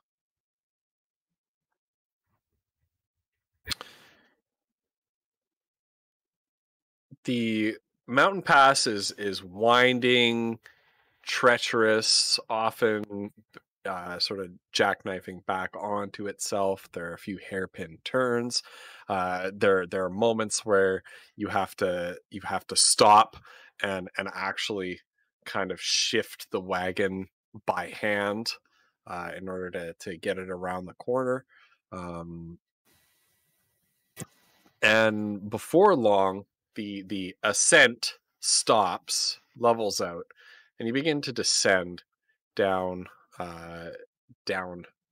sort of back down into the mountains. It's around one of these very tight turns that your wagon kind of becomes stuck once again.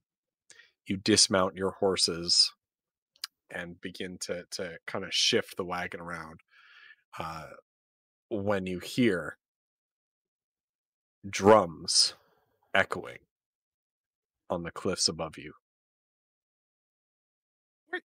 You guys hear that too, right? Are they menacing drums or are they like celebratory drums? There's difference, you guys. Drums can sound bad. Or It's they true. Can sound good. It's true. It could be a celebration. It could be It's gonna be a something good. celebration, right? It's definitely gonna. That's what Foodle hears. And you hear a voice, guttural and dark, rise up over the din. Travelers! Yes. There's a toll to cross through this pass. What? And your eyes gazing up to the top of a precipice high above, you see an orc wielding one of the tall hafted great axes, standing wide stance at the very top, and you see a by now unmistakable insignia on the chest plate of a torn tabard worn over his chainmail armor of a red footprint. Not these guys again. Look, Foodle's gonna shout up. We'll let you live. We've killed dozens of your friends. Just, you don't have to die today. Just let us go. And you hear a few other voices rise up in laughter as well. Shoot him, Foodle. A little red-headed child is talking tough. Foodle I was unslings. just, like, jabbing nimble him. shot. Okay, Right, have it your way. We're slowly walking away from the horses at this point because we don't want them to get drawn into the combat. We're letting lead them a little bit away, like readying our weapons as we go. Like, all right. Oh, Foodle's still on his horse. Oh my god, you're gonna get Doodle killed. Foodle's too. on Doodle. Boys. Doodle's gonna be fine.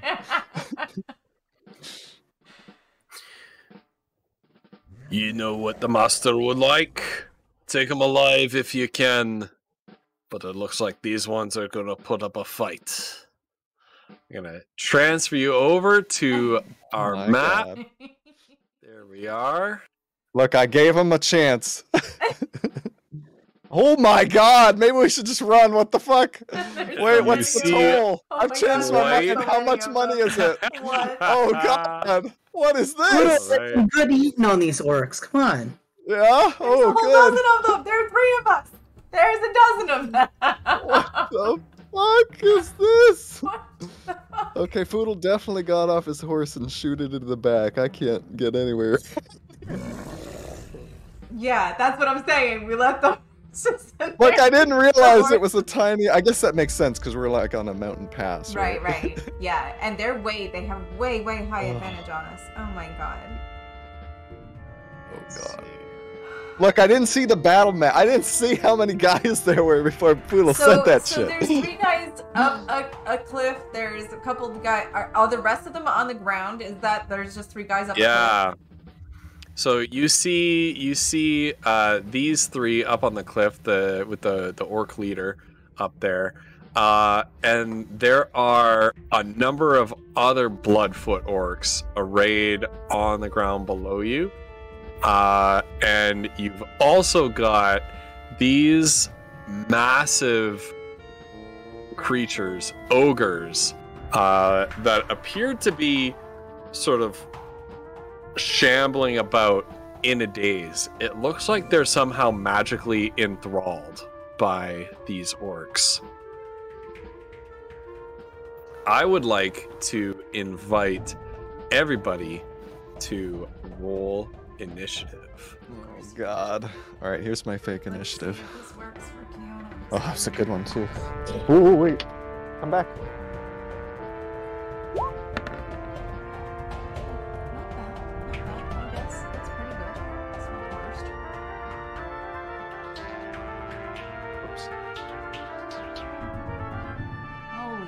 fucking look at how many battles Oh my god! When I put up the initiative order thing, like I'm just I have to keep scrolling and Right? scrolling It's just and not- scrolling. that's not okay. Barely fits on my screen. Doesn't even, Right. like, Is everybody's initiative up and correct? yeah. Mine is, yes. Unfortunately. Look at all those Okay. 16s though. Oh. Well, Mazda's not last. Well, for some reason, like every time we get into combat, I roll like less than a 6 on initiative. Like it's ridiculous. how is that Standard. possible? I don't know. Mm-mm. It's because Mazra stops and assesses the situation while everybody else just fucking throws their face at it. Maz was a What it thinker. means. She's a thinker. How far Right. up are those guys on that like cliff over there? They're a good 20 feet up. Okay. Is there any line of sight stuff that I should know about? Like if Foodle were to go back this way, would he only be able to see these guys? Or So, yeah, here are some sheer cliffs. Right here and right here. Oh, leader, really? Right now? there's For all real? of What are you Oh doing my- to me, man? Leader, look Come at on. have you We seen just this? How got many to starting enemies? to get to One, the place where you two, designed to kill us, I'm sure. four, You had to five, do this six, before we seven, even get there? eight. Thanks. 11, you son of a bitch. Oh my god. 2 of which are fucking ogres. I don't want to know what an ogre does. Oh. Leader of one of us dies, you have to sub in again? Yeah. Oh boy. That's right. Where Oh, is shit. where's that table? Okay, here we go. All right. The first orc down here reacts first, just as you're kind of like drawing yourself up and getting ready to fight, and kind of having some second thoughts. He's got more decks than I do. Yeah. And this orc hefts up a javelin, takes 2 quick steps forward, and launches it straight at Mazra. Who did you so say that about, Frugal? range What? 13. I didn't say anything about food. No, I'm sorry. Flump said something about somebody having more decks than he does. Okay. Mazra, 13. Does it hit? No. Nope. Okay, the javelin sort of skitters off into the bushes beside you. You are unharmed, but you can see that now it's not just these guys up on top of the hill. You kind of jump back and with a start look down to your right, and you can see in the gorge that way there are more enemies waiting for you. You're quickly kind of realizing that you're highly outnumbered. Foodle, you're up. Fiona, you're almost up. Okay, Foodle. So, having come from this direction, I'm guessing, Foodle would Yep. know what he could see if he backed up this way. Would he only be able to see these enemies, probably? Yeah. Okay. Like, if he backed up to here, he probably wouldn't be able to see, like, any of the other enemies. Okay, so... Honestly, maybe that's fine. So look at 5... yeah. 20... 25. What's the range here on these guys? Oh yeah, we're good. Okay. You would not be able to see this one at that. Oh right, because of height. Yeah. Okay. Yeah. Okay, so Foodle. Oh my god, what is Foodle doing with his bonus action? He just scooted back a little bit. Foodle is going to. He's gonna use his bonus action to activate the bracers. The green gems are gonna start glowing. His arms are gonna be encased with these flowing leaves that look like they're being blown around in a wind. and they're gonna start surrounding his musket, and he's going to cast Ensnaring Strike and fire on this big guy here Okay. with Gimbal Shot. Oh, good start. Oof. Oof. Oh, wow. Yeah. So gimbal shot fires. You see the sort of green, like tendrils of vine-like energy trailing after, as the war chief kind of sees you square up and take aim, and ducks down, grabs the haft of his great axe with his other hand, and ducks down just in time for it to sail overhead. Nice shot. Okay, Foodle's going to use Action Surge. Ghost, how does Foodle fix Gimbal Shot when this happens? Does it need to be out of combat? I think it's an action. Okay. So he's gonna start cursing and fix Gimbal Shot with his Action Surged action. Yeah. That's his turn. Okay. I just need one really quick second here. Oops.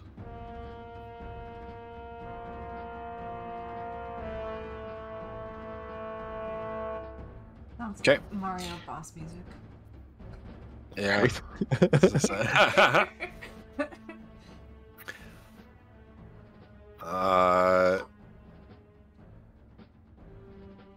This orc up here is going to reposition themselves over there, take aim at Kiona with a javelin, and let launch. Does a 16 hit? Not when Kiona uses shield. Okay. Yes! Up to you. Yep. 8 piercing damage. She shields. Okay. Okay. So you cast shield, you use the spell slot, and you roll a d20. Oh yeah. Oh bother. 11. Okay, you're good. And you're up. Okay. Kiona is not gonna move. No, she's gonna move because she's next to Mazra. Alright, so she's just gonna run into the middle. Because she's real genius sometimes. And she sees the most amount of people concentrated in a small area right here. Hold on a minute. Hold on. Oh, sorry. Do. I have to do this. What is the center of that line? That's like here. Oh wait, she won't move there. She's gonna move like here. And she's gonna Jesus Christ. She's gonna move out of range of this spell. My god. She's like right up against the cliff. That's what I will say. She's right up against the cliff here. She'll push it also out that way, so it's not exactly centered there, but it has to be centered enough so that You can enter this space as well. The space right behind Kiona. Right. Okay. I wasn't sure if you would allow me to actually move her there. So she's in that little dip there because she's gonna cast Fireball so that it hits these 4 motherfuckers. I assume that the guys up on the cliff won't get hit by it because they're up higher? Question mark. Yeah, no, they're out of range. Okay. So what's the radius of Fireball? I think it's 30 foot. feet, isn't It would it? hit this guy here. It's 20 20-foot radius. So it would hit the first I would say that the cliff face, the 20-foot tall cliff face, would protect them block from it. that. Yeah, that's what I figured. Okay. Yeah. So then these 4 guys here, I had 5 guys with the troll, will get it in the face, hopefully. Okay. Wow. Jesus. It's a dex save. Okay. So where are you centering it? Right between those 2, I did this thing here, so that it hits both of them, because they're 40 feet apart, right? Yeah. Yeah. So if it's on this square, Yeah, that's essentially it. we'll hit all 4 and the ogre. Right. Oh, see, I moved back further than I needed to. I could have moved to where I originally said I was going to move. It's fine. So dex save of 14. Yeah, I'll save my shit for later. Yep. Okay. The one at top makes it. This one does not. So is it 30 damage? Okay. Let's see, where's my saves? There we go. The ogre does not. Oh God. This one does. See, I can only do this when you guys aren't in the way, okay? Just saying. And this one does not. Okay, the ogre didn't save. That was a 6 on the d20 that time. Okay. You pull a little ball of bat guano out of your spell component pouch and lob it at a space right here. It splatters on the ground, and as it sort of bursts open with a wet splat, it erupts in a rapidly expanding ball of flame that you can even see like the air rippling as it pushes the air out in a shockwave. Strikes the orcs and the ogre full blast. 2 of them make an attempt to jump out of the way. It's not enough. They're instantly incinerated, all 4. The ogre puts his arms up and just goes, puts its arms up to protect its face, weathers the fireball. You can see blistering, smoking, cracking, charred skin as it lowers its arms. Looks at you with char marks across its face, opens its mouth wide, and just roars. That was hot. I'm gonna say that was hot. That's the end of Kiona's turn, but that was hot. All right. This orc up here launches a javelin at. Let's see. Foodle is outside of its good range with javelins, so it's going to launch a javelin at Mazra at close range. 12 does not hit. Oh my goodness. Okay.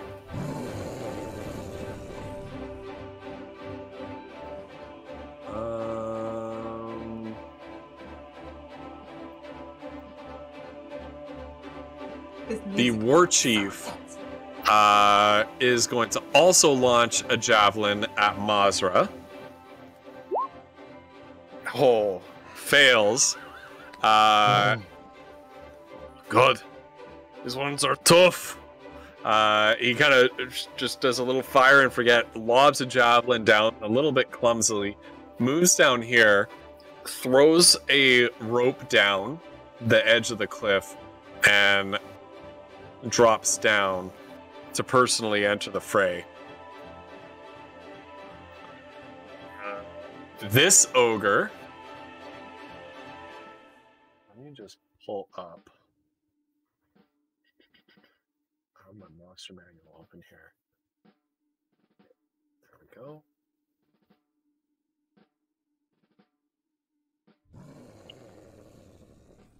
I love the know, growls in the background. Oh my god. I love it. It's so cheesy. It's so good. Okay.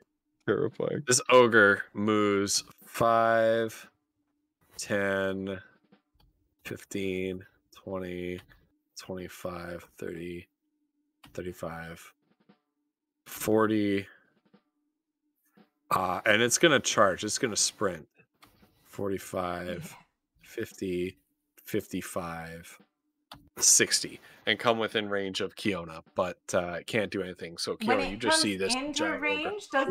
Do I get an off attack? Nope, it has to leave. Okay, I wasn't sure if it worked the other way. Yep. Okay. Yep, of course. This orc. How far away is it from Mazra? Ooh. You know what? What's an orc's speed? 30, I imagine. Yeah. So it's going to use its trait aggressive. Post in chat. Oh, you guys can't see that. It's a bonus. So as a bonus action, the orc can move up to its speed towards a hostile creature that it can see. So it's going to move 30 feet, and then it's going to move another 30 feet towards Mazra so that he can use its action to attack with its greatsword. 12. Yeah. Comes down with this greatsword, and Mazra just, anime protagonist stands there, and the brand new burnished bronze armor just catches the axe blade without flinching. This orc Is that all the armor does? has Right the same then? kind of idea. Just question mark? No? 15. Yes? Oh, okay. I'm just wondering if, oh my if God, the what? ghost might forget that there's an additional thing that this armor can do, apparently. Yep. That's it for now. This orc is also going to charge Mazra and make an attack. 20. All right. Take 5 slashing damage. The next strike is not so easily deflected by the new armor, as another great axe blade comes flashing out from the left, catching Mazra in the side, and you can feel the axe blade bite in through the armor. Take. Oh, this music. What's half of that when it's 5? 3. Let's say on heroes it's 2 damage. Okay, 2. Okay. Mazra, you're up. Okay.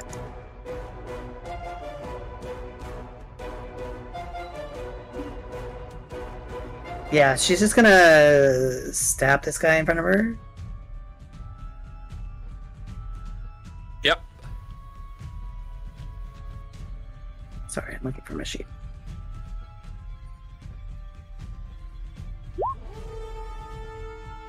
Yeah.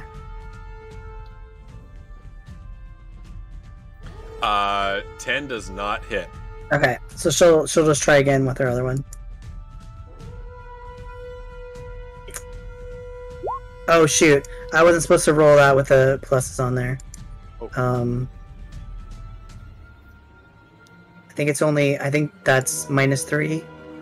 Yeah. Okay, that hits. Okay. Which orc is it? Just the one in front of her. Okay. Okay, that's 6 damage. Am I adding anything to that?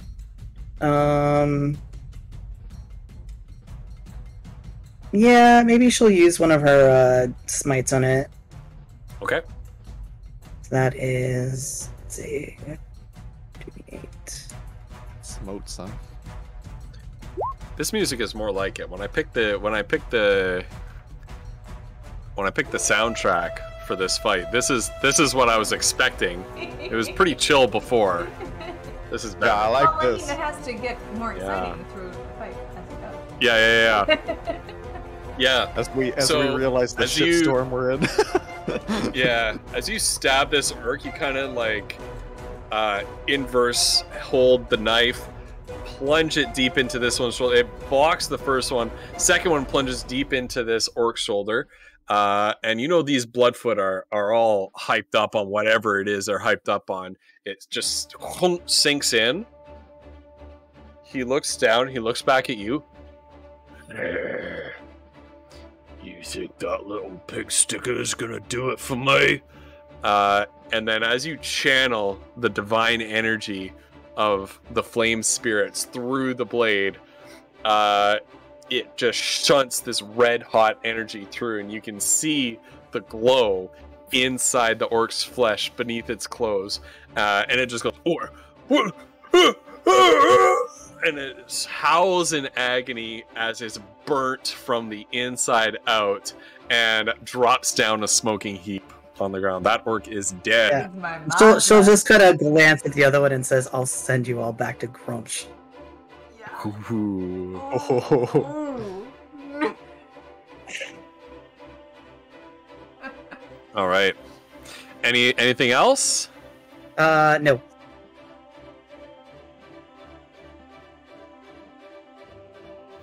Okay. It is this ogre's turn. And as the second of the two ogres begins to stomp its feet as it advances and picks up steam, unleashing a guttural roar, you can feel and hear the howl of this wind just be shunted through this mountain pass. The smell of burnt hair, and the orc begins to malform and mutate before your eyes as it begins to charge.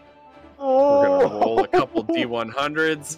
Brought to you by NKAX Leader, this major monster mutation, 77 and 42. What did we win?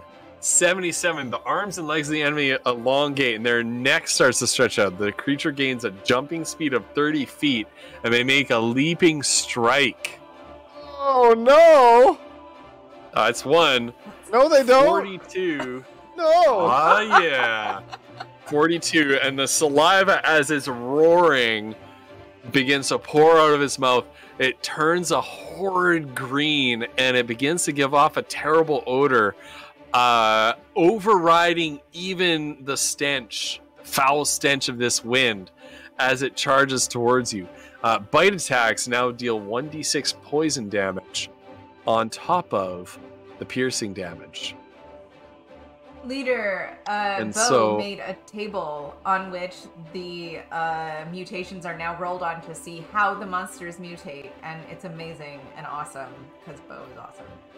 Just, yeah. That was Dude, 10. it's so much worse now. The Yeah. major mutations. Oh my god. The ogre comes in and charges. It leaps the last few feet, raising its great club over its head, and it comes down to smash Mazra on top of the head. It's gonna get a club attack. Ooh. Yes! Boom! Misses horribly. You manage to jump out of the way just in time. The club smashes into the hard-packed earth, churning up a massive dust cloud. Clumps of earth that have been so well trodden that they become almost stone, crack and split upward from the impact of the club.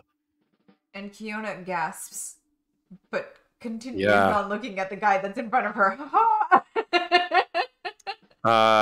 This orc runs around the ogre, and you see this orc sort of run around from nowhere beside the ogre and swings at you, Kiona, with its great axe. Oh, crit! Oh, Yeah, 25 slashing damage. That really hurt you guys. Hurt. Catches you out of nowhere. Boom! Bites into Kiona's shoulder.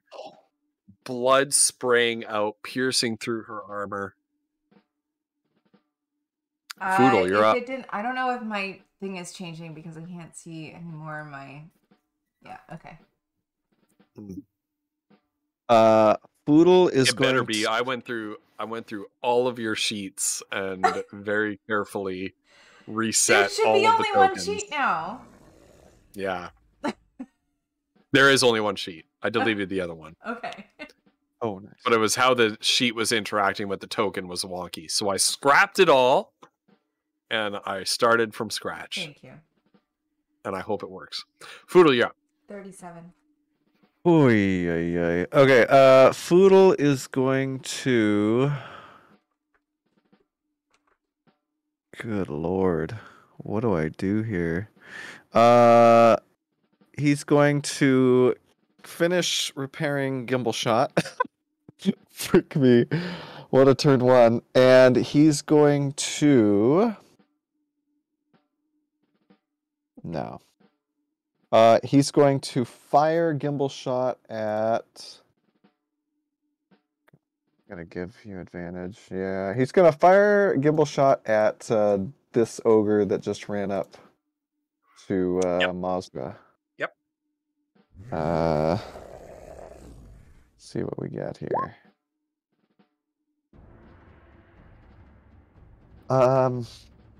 17 hits. Okay, and he's going to use a superiority dice, and he's gonna shout, "Why don't you come pick up someone your own size?" And he's gonna try to scare this thing with a menacing attack. So it needs to make a wisdom saving throw versus 15. Okay. Whoops. That's the wrong thing. Wisdom save. Basically both.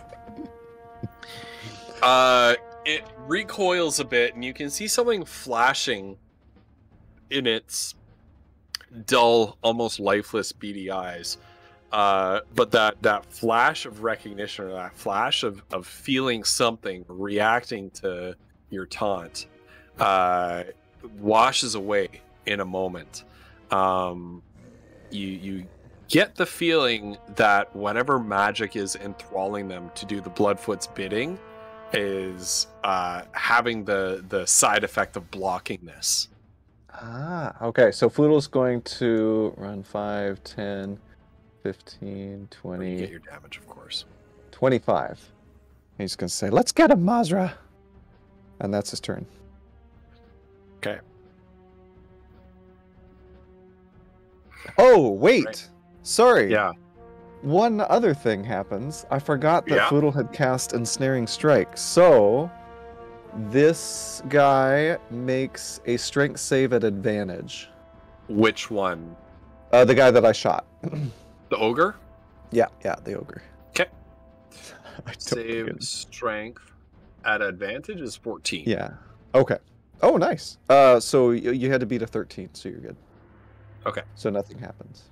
That's not so nice for you. No. This I orc- forgot about that. Yeah. Takes aim at Foodle, launches another javelin. 22. That hits. Okay. Take 5 piercing damage. Ah!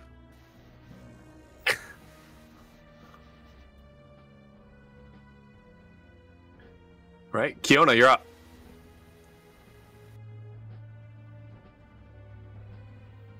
Okay, there's a sweet spot here, like here-ish, where it will only hit these 5 dudes. Oh, well, it depends on if you count that guy on a cliff who's only 30 feet, but if it's too much higher, then I guess not. The cliff is 20 feet up. Are you doing another fireball? Oh yeah, it's only 20 feet, isn't it? Okay. Hold on, Yeah. sorry. My bad. I had a moment. Yeah. Anyway, it's gonna only hit the people.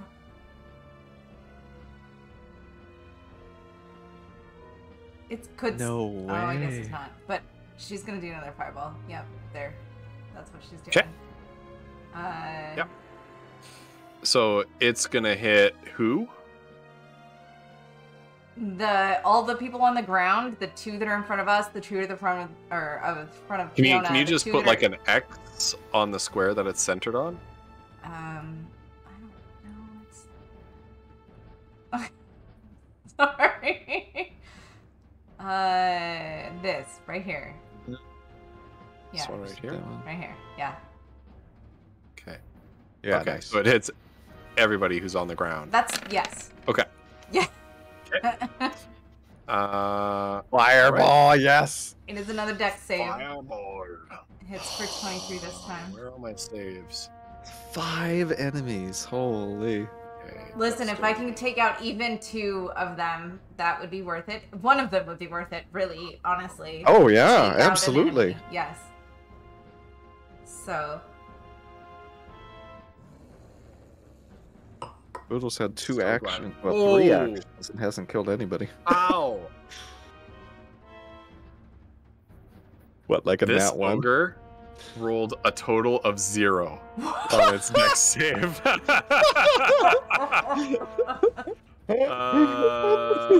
Okay. Saves Dex.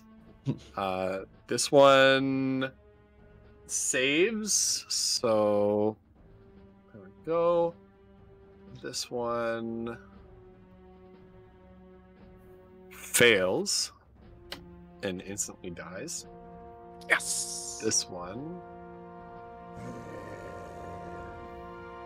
fails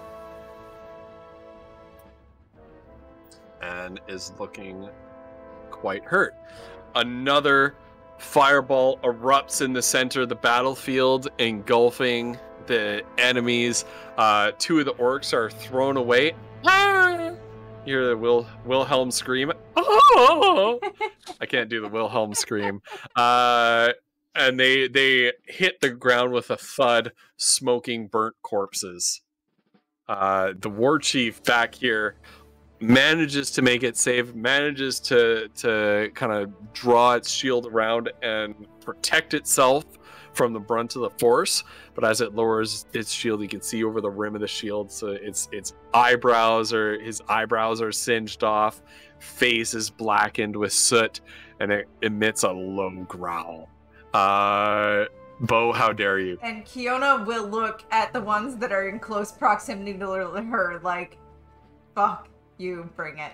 Like, she's gonna, like, she's backsy now, right? She's got fur.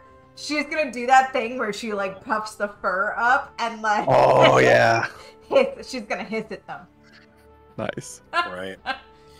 This one up top, another rain of javelins comes down at you. Foodle, a javelin comes and sort of whizzes just past your shoulder here, just barely missing your jugular. It is the war chief's turn.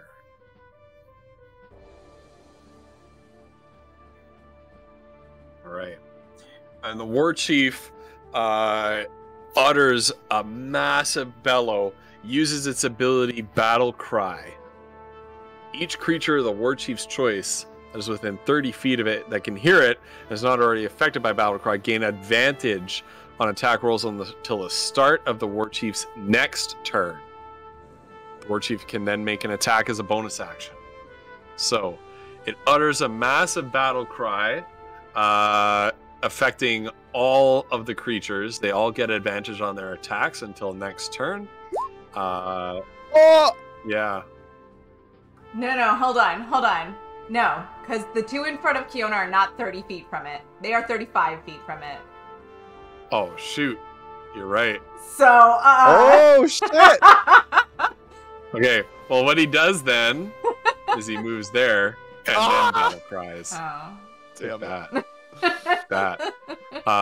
And then continues to move into range with Foodle. I'll be right back. Okay. And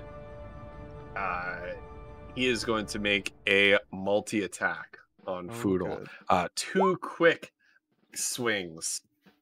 A 10 and an 8. Oh, Fantastic. I'm too tiny for you.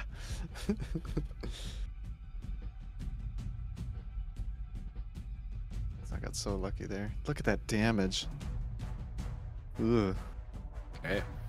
Yep.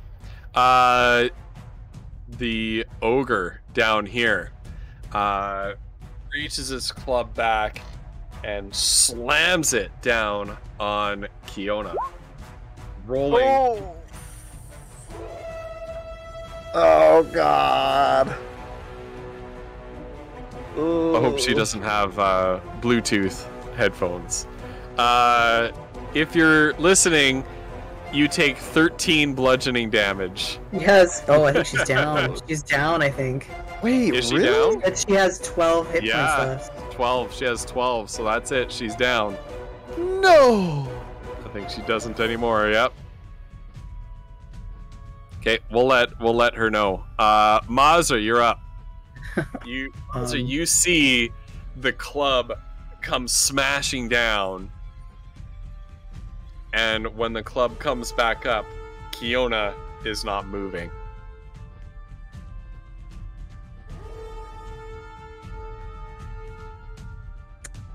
You're up, Mazra. I know. I'm trying to figure out what she wants to do because she like doesn't want. She's not like, here to tell you, and she's too I unconscious. know. Yet. Okay. On your own. Kiona, you're down. You're muted as well. How hurt does this ogre in front of me look? The Not ogre at in all. front of you, it looks fairly hurt. Okay. They all look So I pretty guess, hurt. yeah, I guess she'll try and go for that one first. Okay. So technically, since Foodle's here, is he within 5 feet or is he within 10 feet of this thing? Foodle is within 5 feet. Okay. All right. So she gets sneak attack on that. Oddly enough. Okay. All right. Sorry.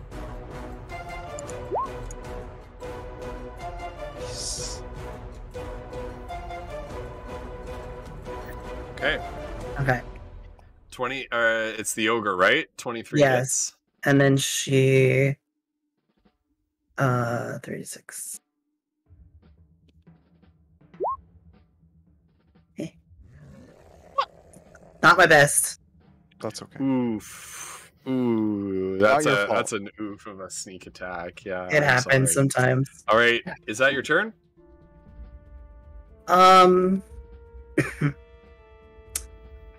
I think what she's gonna do is she's gonna move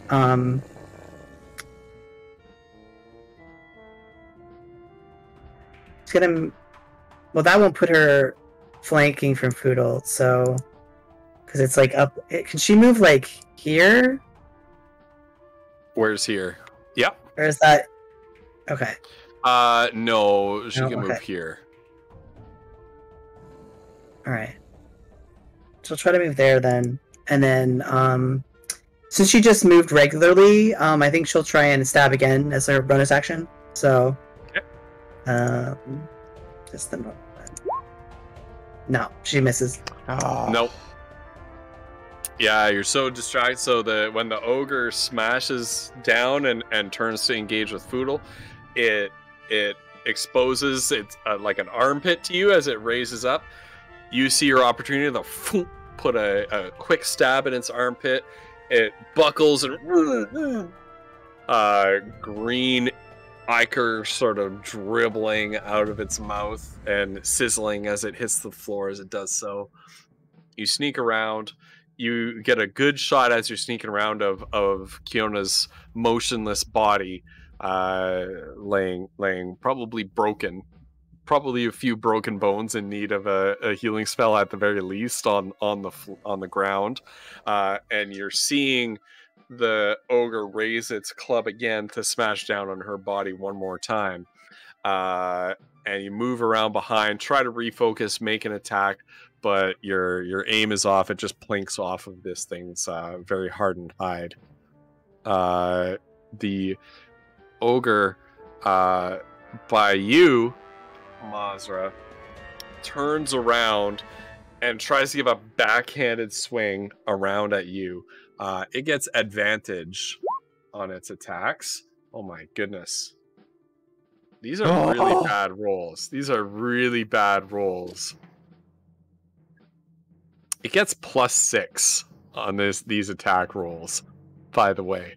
So that's so it makes an attempt to strike you with the club. You manage to duck, and it follows up with a bite. It doesn't deal that much damage. It does hit you out of 24. It deals the teeth sink in 5 poison damage. Okay, so she takes 4 bludgeoning, so 9 total. Yeah. Okay. This orc moves in 5, 10, 15, 20, 25. Makes a great axe attack on Foodle. Ooh, for a crit! Oh my god. 20 slashing damage. Oh my goodness, guys. When these guys hit, they hit. Yeah, They just don't hit you very often. 20? Yeah, 20 damage slashing in total. Crap. Charges in at you. Axe overhead. Boom. Oh, hold on. Okay. And then you're up, Foodle. That's a 14. Okay, 14 on the concentration. Okay. Gosh, this is so bad.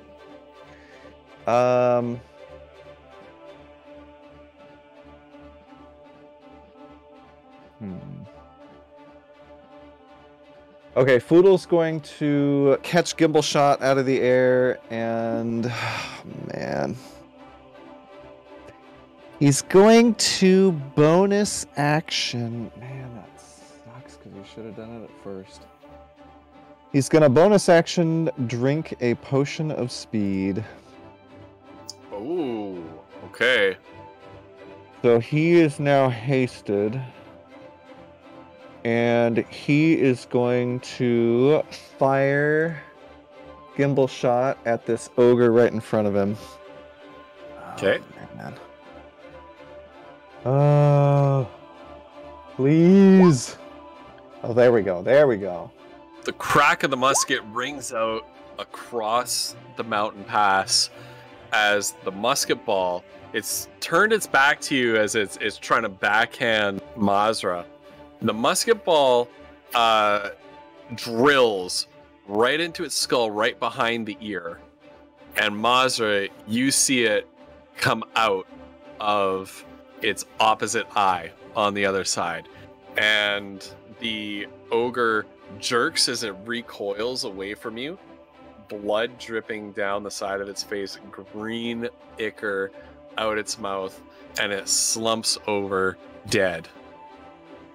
Okay. For Boodle's second action, Gimbal Shot's gonna reload itself while the thing's dying, and then he's gonna catch it again, and he's going to... Oh god, I don't know. Does Foodle talk like a chipmunk when he's hasted? Probably. Like on a rich atmosphere mission on Deep Rock when they all talk like they sucked up a helium balloon. yeah, basically, right? So this, I know that the leader guy is taking damage. Do we know? Oh, but it's once a turn anyway. It doesn't matter. Okay, never mind. That doesn't matter. They've all taken damage because of Kiona's fireball. Right. Okay, except for these two guys up here. Yeah. Foodle is going to... Oh god, I can't even move there because I'll be in Mazra's way. Foodle's going to shoot this one in the face. God. Okay.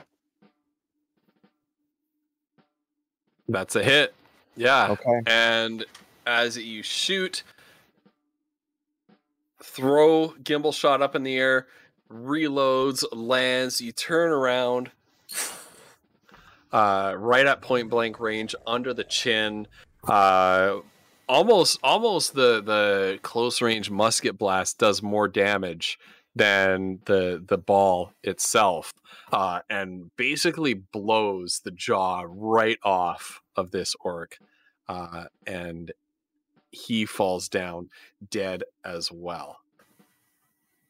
Okay, Foodle is going to... He's gonna move 5, 10, 15. God, that's such a bad move. And that's where he's gonna stay. Well, actually, hold on. Where's Mazra and then? Mazra's here. Oh, in the initiative order. 20, 25. So you take an op attack. 12. So. Oh, thank God. And that is Foodle's turn. You're kind of duck. You run through the war chief's legs, out the other side with an overhand chop. The axe bites into the ground just behind you. Wait, sorry. Foodle's got... How much does it double your speed? Well, I have to look up haste really quick. Yeah. 5e. I think it increases your movement speed. Double speed. Oh, okay. Foodle is going to, after running through the legs of that guy, he's gonna go. God, he doesn't want to cut off Mazra. 5, 10, 15, 20, 25. Gonna go right there, and that's his turn. Sorry about that. You like baseball slide. The ogre is lifting up its club. You can see almost in slow motion as you perceive the rest of the world moving slowly around you, just lifting up his club. Just a line of slobber, sort of glistening and arcing beautifully in the afternoon air. You kind of baseball slide underneath this ogre's legs as well. The orc up here attempts to throw a javelin down at you as you're running past. It gets advantage on this turn, so that's a 19. Now I think haste increases your armor class as well. It actually misses because his AC is 20 with haste. Right. Okay. So the javelin stabs into the ground just behind Foodle. It catches a little bit of your the back of your coat as you run past. And Foodle says, "Kiona, we're coming! We're gonna save you!" And that's his turn.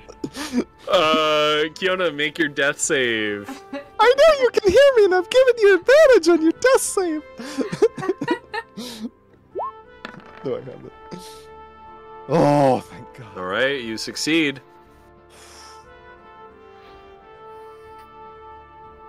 All right.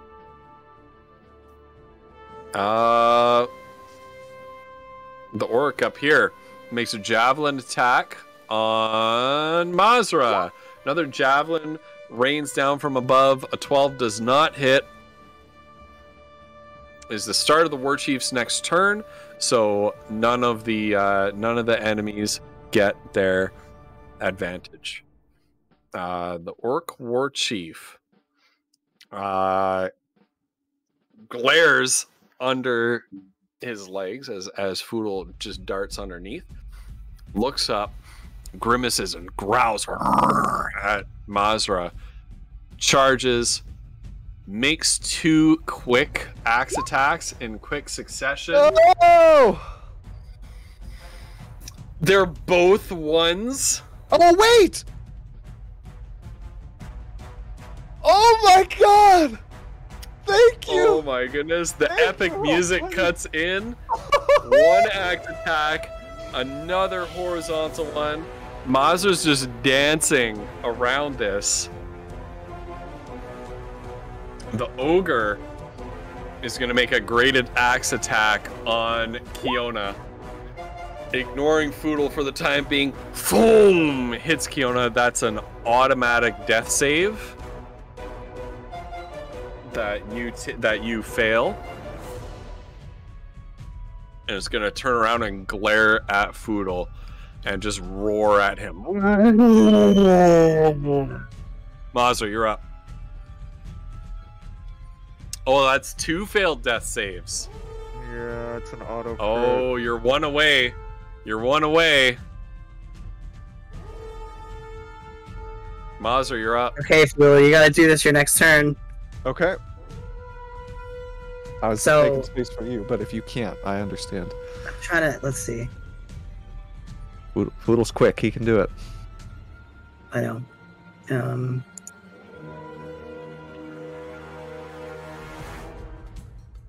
Yeah, I think she needs to stay where she is. So she's trusting Foodle to do what he needs to do. So she will go for this guy. Play hit him. That is a hit. Okay. And she will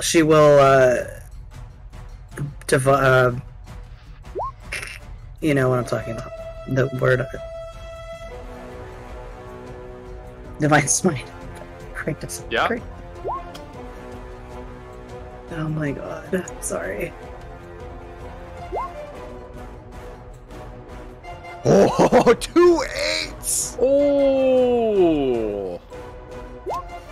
Stab into this the orc war leader, channeling the divine energy of the flame spirits and your orcish ancestors directly into his flesh. He howls in pain, jerks away so that the knife blade falls free of his flesh.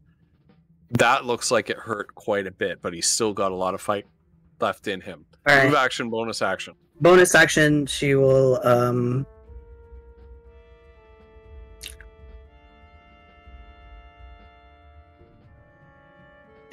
okay, so since she attacked this guy, she does not take off attacks from him. So she's going to use her right? Let me just double check that just to make sure I'm doing the rolls right. Yeah, okay. So she doesn't need to disengage. She's gonna go. Yeah, she doesn't need to because she attacked him this turn. Wherever we'll flank with Foodle. Okay. Yep, that'll flank. Okay, and she'll stay there. Wait, All right. What?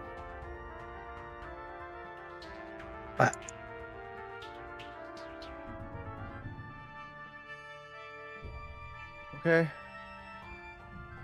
It works. I see what you can do. Yeah. Yep. Oh god. Okay, so You get two actions with your haste poet, right? mm-hmm. Okay. Do I try to kill this fucking thing? How hurt is this one looking? Very hurt. Okay. Frick me. I guess I have advantage. Okay, worst case scenario, I can always still do it. Okay, Foodle is going... If it comes around to Kiona's turn again, in two turns, and she fails this death save.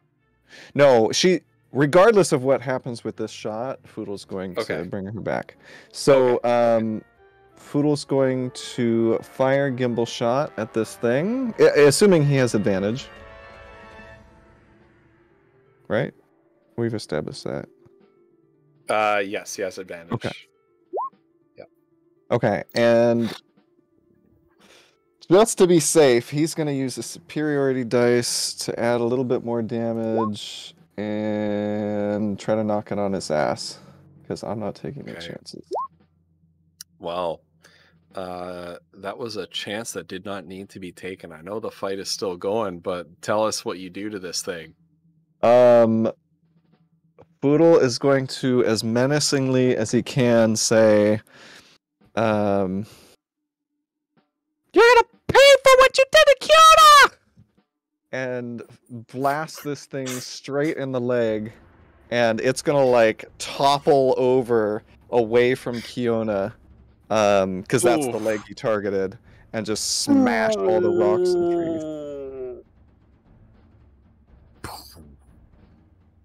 Kicks up a massive ring of dust as it hits the ground and is dead. And Foodle's gonna he's not gonna try to climb her, he's just gonna run around it all the way over here and all the way around, use his other action to which one? He's going to use he's gonna kneel down and lay his hands on Kiona's shoulders, and the grass around her is going to start growing vines and leaves, and they're going to cover her wounds and then recede, and she is going to receive how much healing? Can you post the cure wounds? Okay. Cure wounds, because the opportunity is presenting itself, has a verbal component. I would like a high-pitched, fast-forward invocation to Aaron Selk. Yeah, I gotta say the thing I always say. I forgot. Yeah. What do I always say? I'll give you time to think.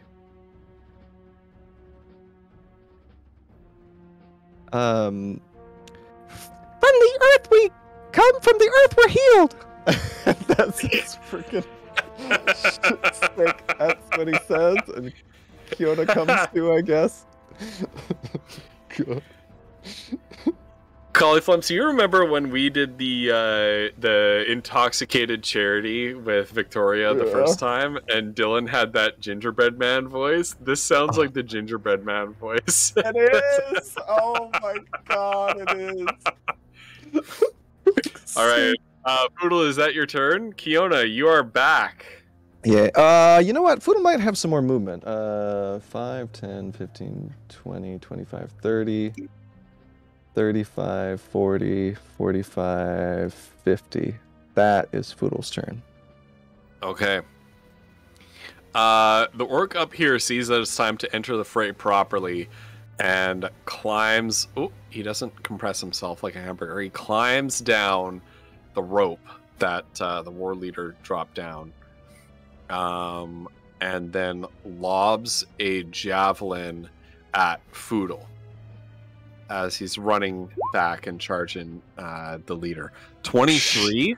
It actually hits, too. 4 piercing damage. Son of a bitch. Kiona, Wait. you're back. I can't even do it higher than that. That's as high as I go. Oh. Oh, well, of course, this makes Fiona angry.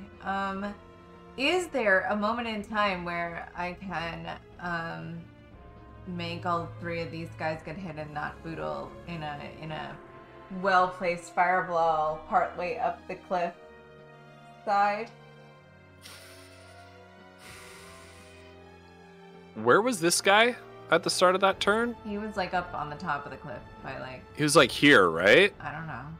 Yes. Yes, you can hit all 3 with a fireball.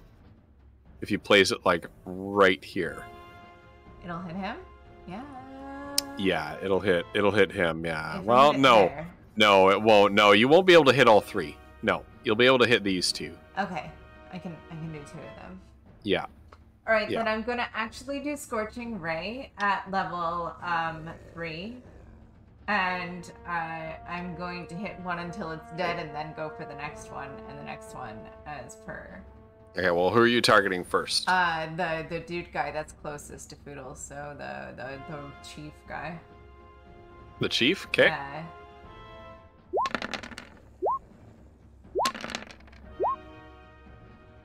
Oh, crap. 2 of those rays hit. The 17 and the 25 hit for 13 damage in total.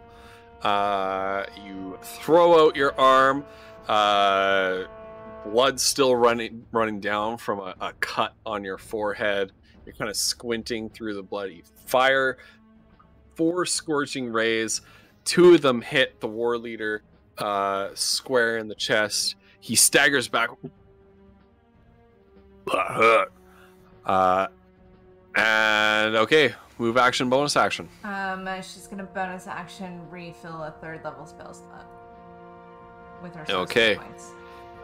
You draw upon the reserve of your sorceress energies, feeling that harp string thrum in your heart, and you suddenly feel rejuvenated. This orc launches a javelin at Foodle. Misses. And he climbs down the rope as well. The war chief just smirks and grins, sort of wiping the greasy soot from the scorching ray off of its oiled leather armor, flicks it away, grabs the great axe in both hands, and strides forward to meet Foodle's charge with an overhead chop. Multi-attack with the great axe. 9 and a 16. Neither of them hit. Foodle is still way too fast. Mazra. Where's that guy now? Is he still? Looks like he's still away There's from one. Foodle. Oh, yeah. Here, here, and here. That was my mistake. I should have moved him. So she just double checks to make sure Kiona's okay, and then she goes here. Yes. And stabs. All right.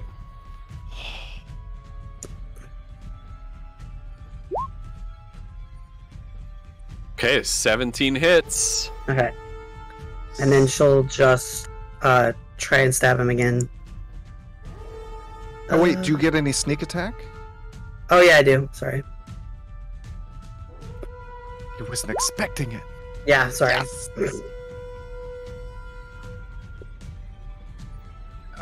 That guy is looking very hurt. Oh, I Okay. took that off of you. Oh. Oh god. Is that what you were at before? Me? It should have just been 18, Yeah. right? Well, you check your HP, Mazra. Because Oh, I had, misclicked on the token. I had 20. I had 38, and then I took 9, so I think I had 29. 29? That sounds about right. Yeah. Yeah. Okay, so I took all the damage off you, so put yourself back Okay. at 29. Monster All right. stabs herself. There we sneakily. go. She And then wasn't she'll try expecting to, yeah, then she'll try to offhand stab as well.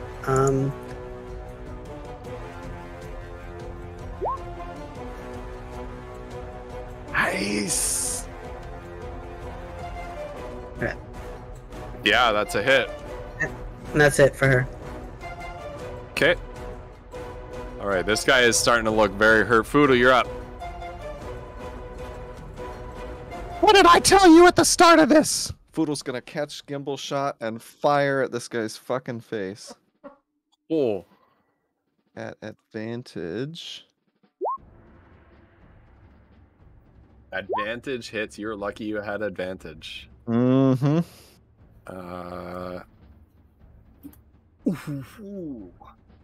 Okay. Boom. Once again, right at his face, tears half the flesh off of his face. You can see just blood, muscle, and bone clearly underneath. He's starting to take on like a glassy-eyed countenance of like utter agony. He seems completely punch drunk, but still growling, still on his feet. As gimbal shot's reloading, Foodle's gonna like do the monk spinning it around behind Oh him, my bring it back goodness, no, around, he's not. stick it in his chest, and pull the trigger. Fuck this dude. Yeah. Oh no! Wait, he's gonna use a superiority dice to make sure that he can hit here. With a D8. There we go.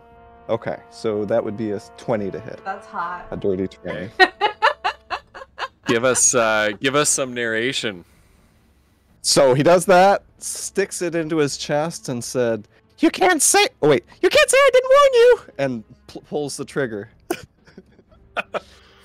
And he actually like goes flying back. The point blank shot lifts this huge orc off of his feet, and just about bowls Mazra over behind, and he is dead. These two orcs look at each other and bolt. This one is gonna move. Well, hold on. I haven't Yeah. finished my turn, if that's okay. Oh, go ahead. Yeah. Because he's going to get an op attack if they're bolting. Foodle is going to move 5, 10, Oh, is he? 15, 20, 25, 30, 35. And No. stare at them with his gun that has reloaded itself. And he's going to use his bonus action to draw upon the power of Aaron Selch, and all of the grass and leaves around him start swirling around him as he regains hit points using Second Wind. And he's just glaring at these guys while it happens. Okay.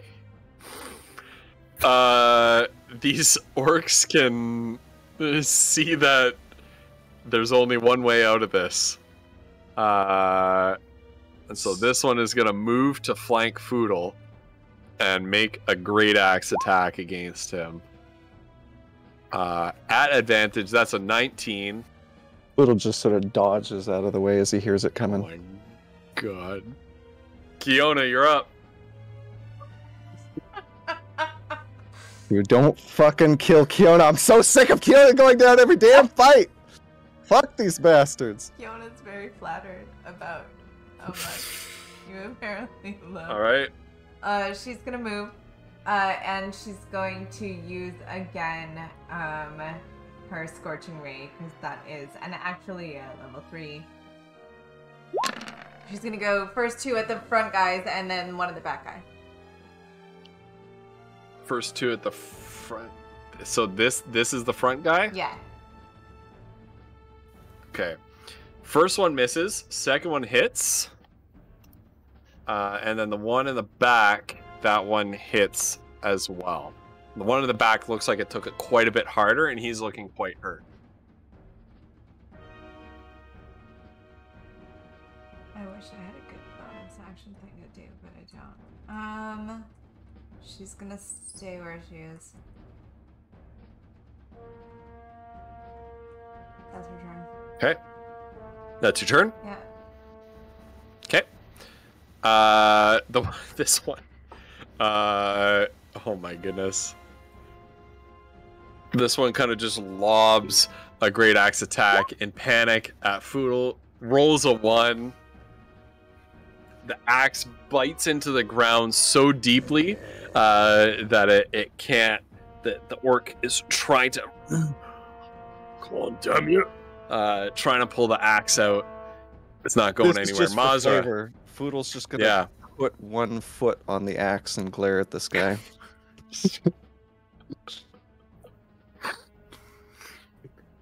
Foodle, roll intimidation. Does he have how many hit dice do they have? Foodle has 7. Not 7. Okay, he does it at advantage then. It's from like this goblin charm he has over his neck, right, or something like that. Oh yeah, oh yeah. Okay. This one in the back, just kind of trembling, releases the axe and just backs away a step like this. And the other one is like, "What the hell are you doing?" If it leaves his range, Foodle's gonna fire. He doesn't walk 5 feet out. He's okay. takes like a step back. Okay. Yeah. Mazra, you already moved moved, behind so- to a flanking position. Yep. Get it, Mazra! Right.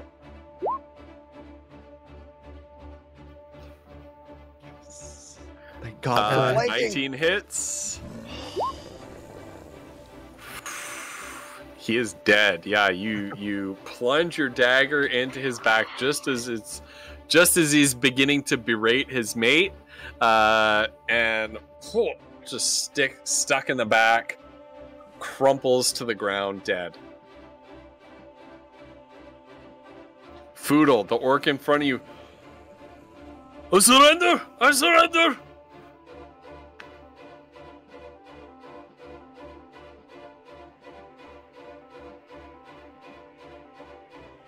You can roll for it if you want.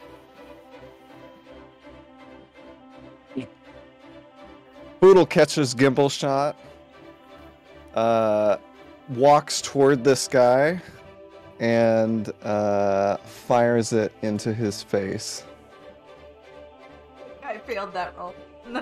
I got a nat 1. Foodle got a nat 1. Oh, dang nabbit. All right, he's going to use his superiority dice. Okay. So, 17 to hit. Yeah, and as the orc is trying to surrender to you, you open fire. Its words are cut short as it catches a musket blast full in the face. Dead. Foodle's gonna turn around and run over to Kiona and say, "Kiona, we gotta do something. This is awful. We can't." Oh wait, shit. He's still. Kiona, we gotta do something about this. I'm so sorry. I should have been more front. I should have been in the back. I'm sorry. This is all my fault. The stuff, the ointment stuff. fine. We'll be fine. We'll be fine. Okay. Okay. We'll be fine. I think they have 2 applications of Kyogtom's ointment left. Yep. I'm sorry, I'm going to have to find that thing on my sheet.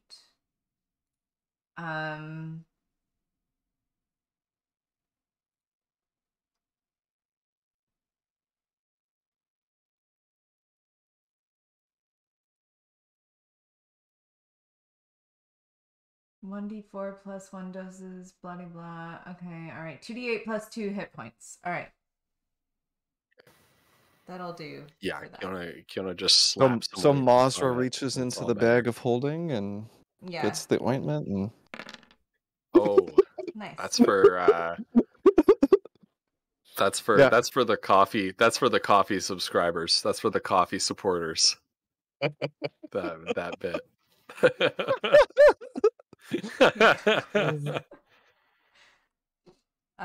So she gets that 11 hit points. She's okay. She's great. She's Okay. okay. She's gonna be okay. All right. Kiona, thank you. We wouldn't be alive if it wasn't for you. That was incredible. Yeah, that's why you guys need to stay like away from them so I can do that. Yeah.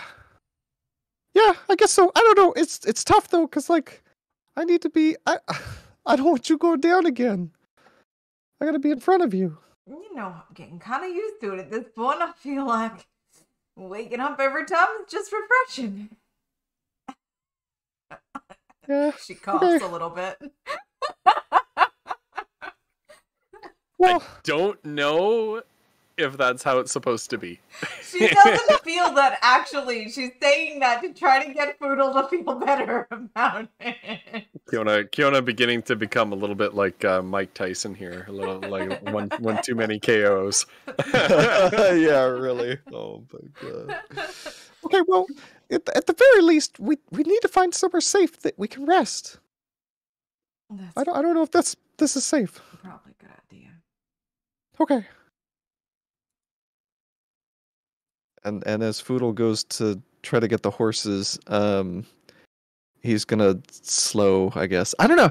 Ghost, we've never talked about this, but I don't know. Maybe it matters here for flavor, and it will matter at some point, possibly. The haste spell, when it runs out, the target can't move or take actions or whatever. But I've seen online people saying that the potion does not have that downside. We don't have to decide right now, but it's something to think about. Yeah, we'll anyway. have to explore that, I think. Yeah. Okay. Anyway. Okay. All right. So you all saddle up, hitch the wagon back up, and you start on your journey, unless there's anything else, towards Camp Intrepid.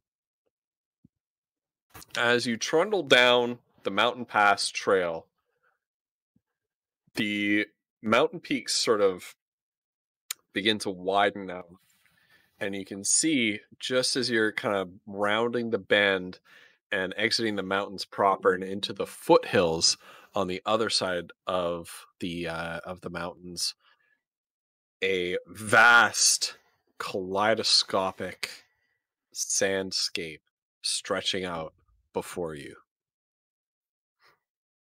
Every color of the rainbow shifting and roiling with the winds, and ever present around you is the smell of burnt hair. In the distance, you can see 1, 2, 3, 4 huge dust storms, blood red in hue, arcing with brilliant scarlet lightning. If A little bit closer, yes. we're sort of, obviously heading to this camp. If they find like, I don't know, like a little spot in the trees that looks sort of out of the way and safe, Foodle will suggest that they take a short rest at minimum to get Kiona. But anyway. Okay. You can see, you can see that. Yeah. There's around the bed. There's a little tree, kind of bent over, a little bit misshapen. Looks like the very nature of this place has twisted the trunk of this lone tree here. Um, Further down the winding, zigzagging path, you can see a settlement as well, kind of right at the edge of the hills just before entering the desert. There's a place. It's that's probably it actually that the goblin dude told me about. About how far away does it look, like in hours? Probably like an hour's ride. Okay. All right. Foodle's gonna say, okay, I know, I'm really worried about Kiona, so maybe this is a terrible idea, but should we maybe have, like, searched those horrible goblins to see if they had anything? Because geez, we need healing or something. We could use everything that we can get. Wait, what? Money. The ones we just killed back there. Orcs. That's the one. I don't know. Sorry. I'm just. No. Yeah. This is fine. I'm sure it's the base camp. It's the one. It's Intrepid. The base camp. Right. He said it's the first camp. I'm sure that it'll be fine. We'll be fine. Once we get there, it'll be fine. This is what they do, right? Right. They have adventures. Well, what do you think, Mazra? I mean, it's back there, maybe a couple minutes. Or however long. Sorry, Ghost, I don't know. How far away are we from there? From the town? Well, from where we were. The battle. Yeah. Oh, you're probably a couple hours away. Oh, Yeah. no, he wouldn't have even suggested it then. Yeah. Okay, let's just get I to think safety. we should just keep going. Yeah. All right. You come down the hill. Oh, here we are. Look at this. You drop down the hill along the winding mountain pathway. You come upon this settlement. It looks like it's built on top of and within the ruins of a fortified town on the southern edge of the desert.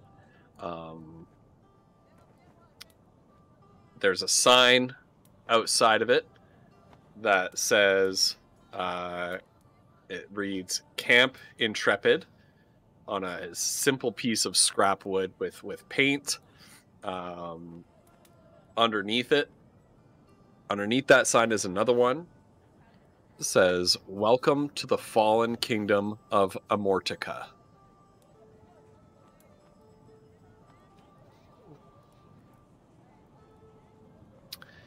The town is a strange, eclectic, and haphazard mix of reclaimed buildings, multicolored tents, and a combination of both. You can see some sort of half-collapsed buildings with tents sort of pitched over top of them to form a complete rooftop shelter. Just as you pass by this sign, you sort of ride under the shadow of a pair of watchtowers that welcome you in from the south. Looking up ahead, you see a matching pair of fortifications in the north, facing out into the desert. There's guards sort of moving about, leaning over the edge, wielding spears, javelins, crossbows at the top of each of the four towers. Apparently, this camp is watchful of threats approaching both from the mountains and from the sands beyond in the other direction.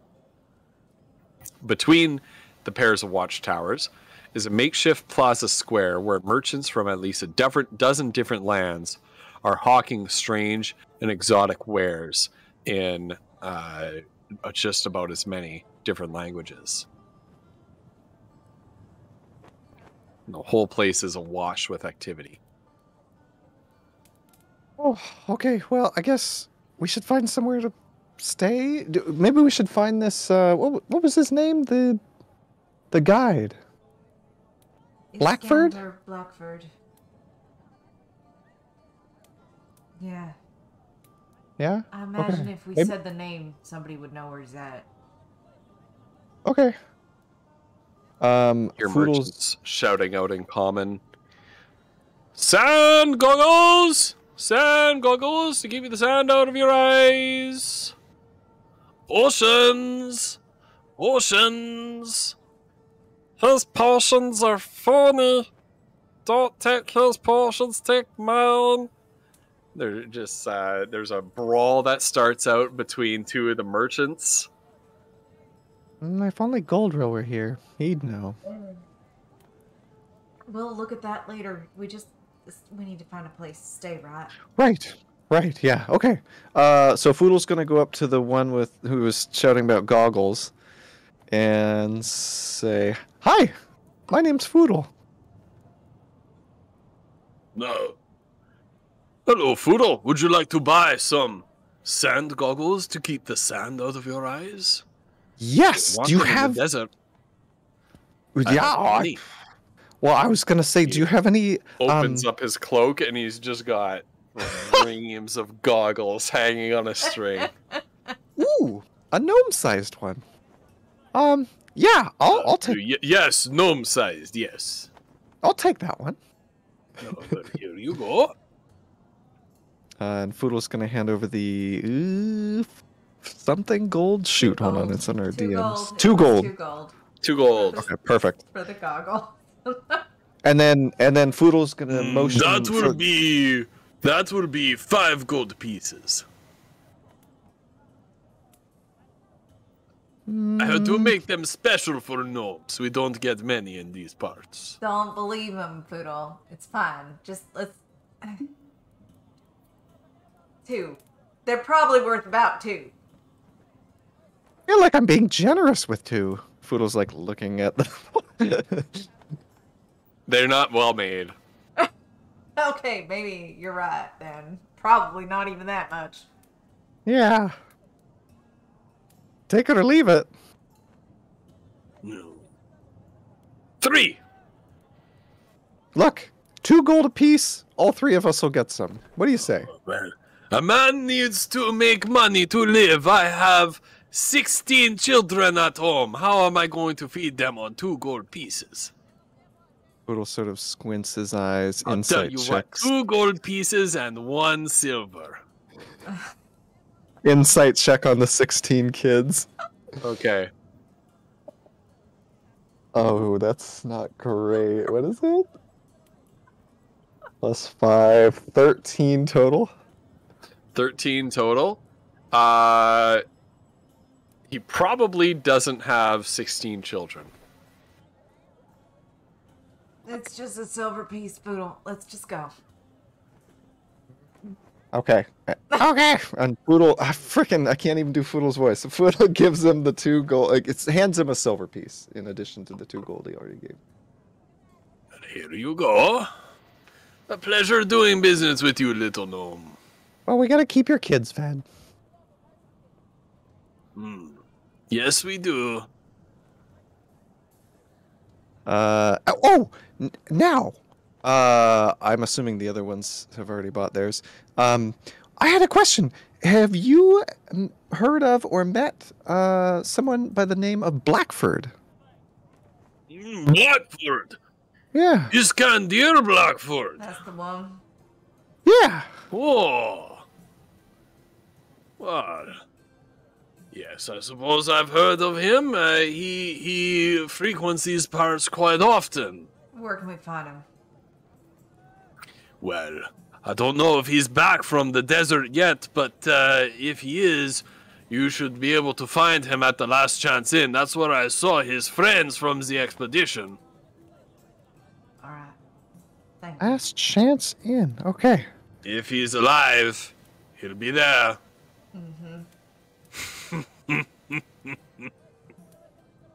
Okay. Well, thank you so much. What was your name? My name is Aman. Amon, thank you. Aaron Selch, bless you. Aaron Selch, bless you as well, little gnome. We all bought What the is your goggles, name? Striker. We bought them earlier before we even got on the street. It's true, yeah. We talked it over. They all bought goggles. They were They all pitched bought to goggles us off camera. and a little cheaper than that, but I like this. I love Yes.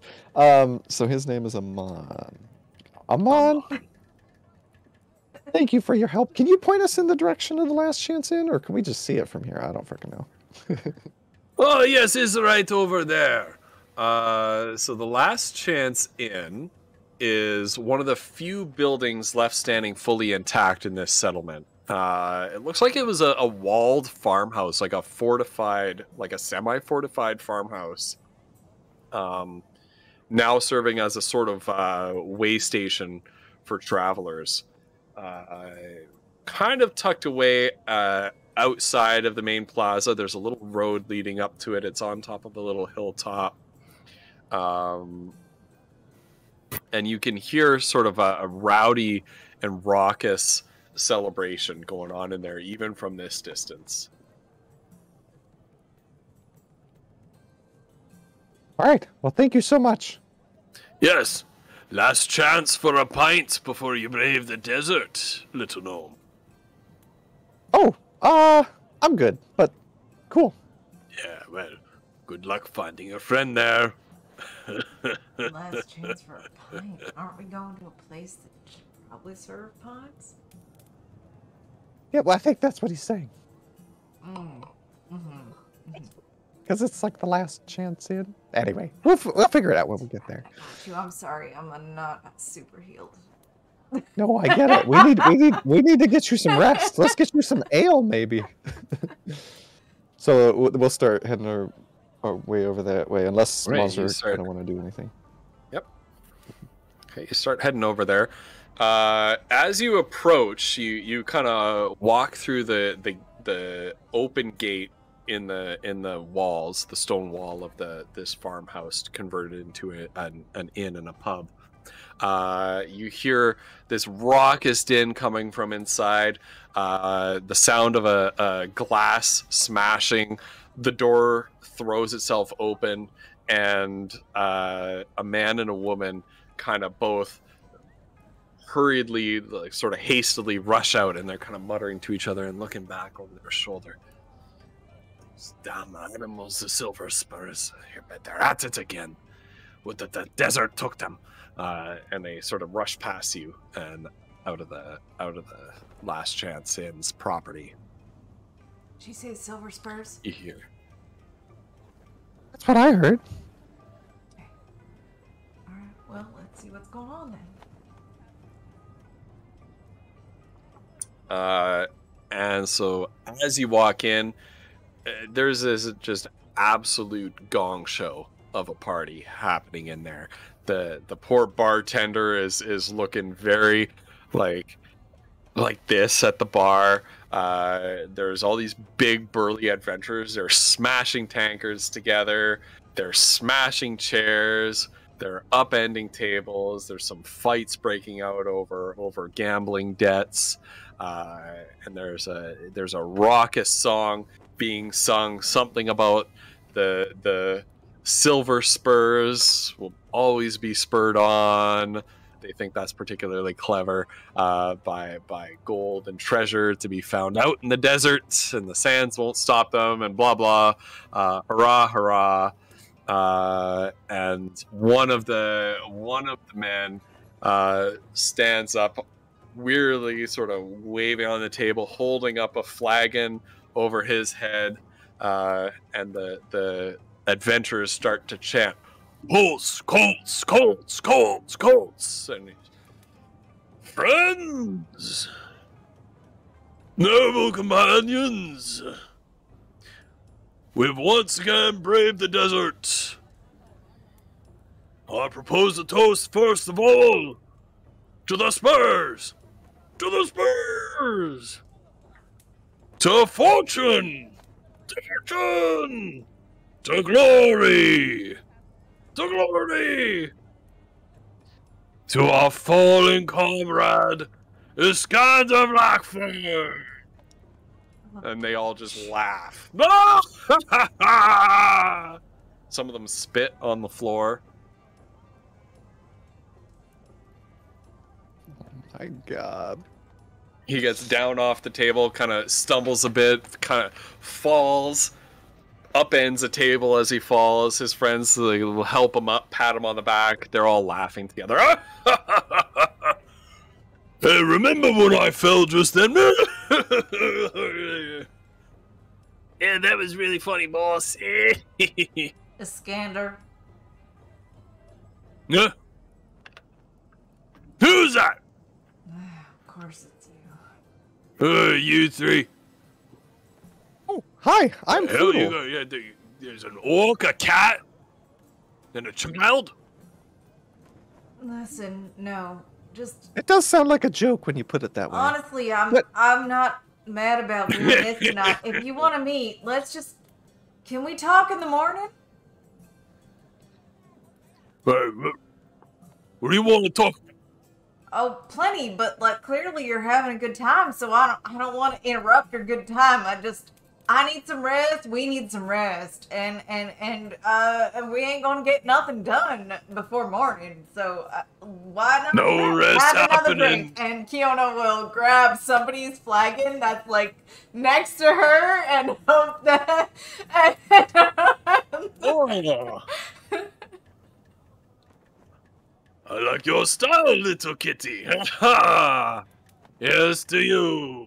And he downs it in one gulp. And Kiona will do the same. He smashes the flagon down, back down on the table. The table actually like splinters and crumbles to the floor underneath him. Obviously had some structural faults before he smashed it down. Ah! So what brings you three to Camp Intrepid? Oh, On the last chance. Go ahead. just some exploring. We're adventurers like you. Oh, We're the adventurers, well, discretionaries. I don't know. I would hold on, not quite like us. We are professionals. Oh, And all the men behind him just well. Go ahead. Go ahead. Well, like I said, my name's Foodle. These are my companions. They're amazing. Who do we have the pleasure of speaking to? I am Quartz, the captain of the Silver Spurs Company. Did you say quartz?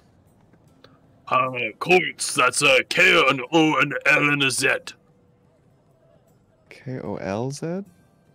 At least that is what our company cleric tells me.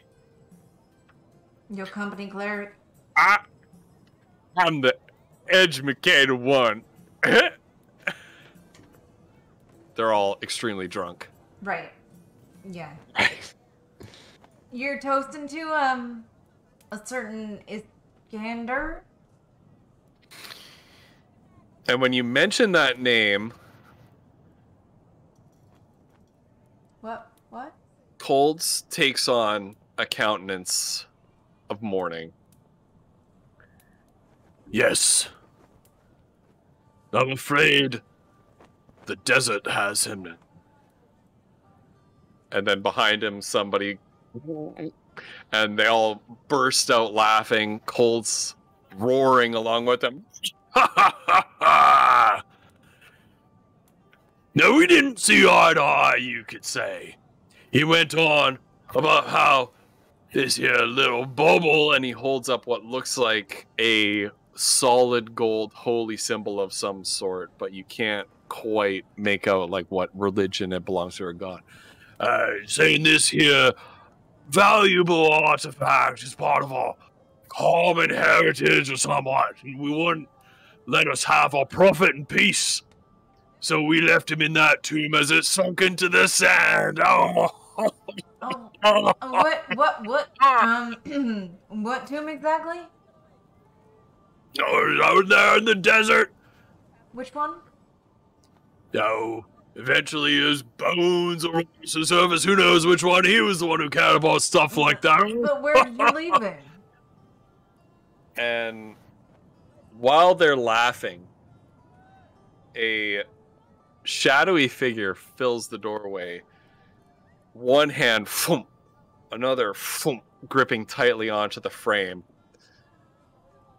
His sopping wet hair and clothes are matted with a sort of blue sand that drips off of him and forms these weird gritty puddles on the floor. Can I look Like at the scroll water. of sand properties and see what that blue sand means? Yeah. Oh I'm my sorry. god, I We were forgot. given a scroll, and I Basically- gave you a moment to send us the information, but you didn't send us the information. So Yeah, now... basically this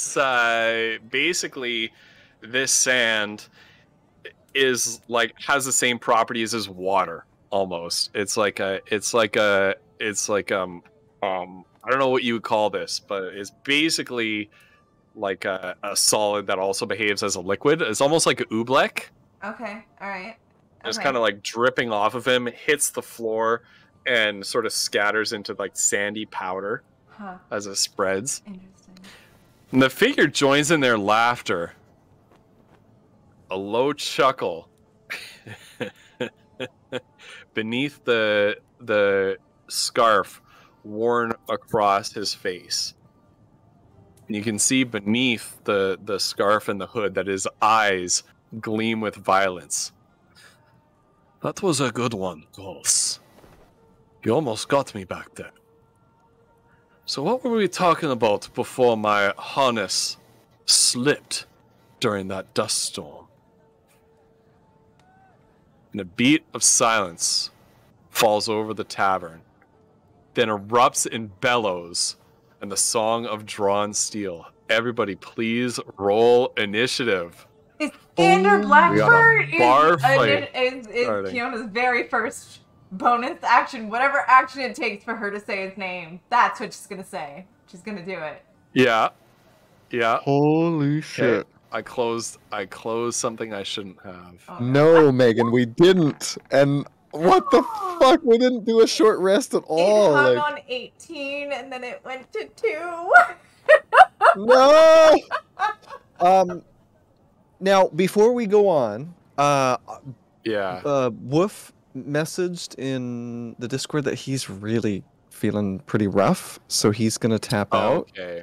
Do we want to Let's- continue, or I think we should No, just? let's- This is a let's good end time, it. right? Yeah. Yeah. Let's end it there. Let's Okay. end it there. Yeah. What starting an with intro. combat As next is- round. Yeah, as fun as this Holy. is, no, if Wolf's not feeling well, we'll end it there. Yeah. We'll start It with the is, tavern. it is, brawl. right? Oh my Because another goodness. Yeah. combat's gonna take us like another hour. Yeah. It's fine. I mean, Yeah, it'll be a perfect. long Yeah. night. Yeah. Honestly, we're good. Yeah, Wolf, we're just gonna end it there. Mm-hmm. So we'll just hit the pause button on Sorry. this. Thank Sorry for you. Thank you so No, much for don't coming worry. by. Wolf, No. The desert I- isn't such quite a- complete, you guys. No. Oh my gosh. Does she wear jewelry? Yeah. Only the jewelry that she has to wear, which is Shagraz's ring. And The worst ring ever. right, no, Guys. not like unless she thinks there's a reason to wear it. She doesn't do jewelry. No.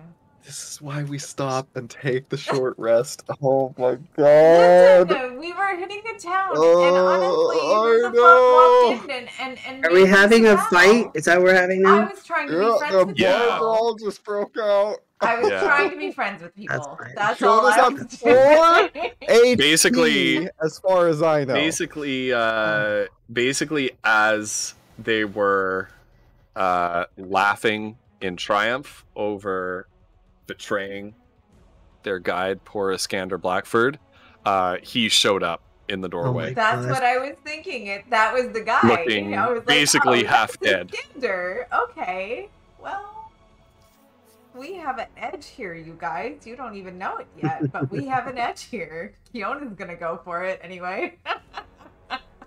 Oh gosh, we gotta plan something. My goodness. All right. We'll do I that know I between don't sessions. have any useful proficiencies, Bo. I'm trying to get Arcana, and Ghost and I have talked about that this evening, but it's gonna take a little bit for that to happen. I need money. I need money. That's how you guys can help us. Let us find a bag of money every now and then. We're all broke right now. You guys, We're we trying to figure that didn't out. even look around the bat. I mean, Foodle had other things on his mind. He really wanted to get. I mean, in the last couple dungeons that you guys went through, there were at least 2 treasure rooms that you didn't get to. Yep. Yeah. We like to kill the guy, and that's that. Yeah, and now we're Beyond that, it's bleeding just resources extra dry. Oh god. Flutter Die sums up Winds of Chaos in one Right. sentence. We like to kill the guy, and that's that. Where's the Oh guy? my Let's kill God. him. Oh, the Everything treasure's, else we the don't care treasure's about. not literally on his corpse? Okay, well, I guess we're out of here. Yeah.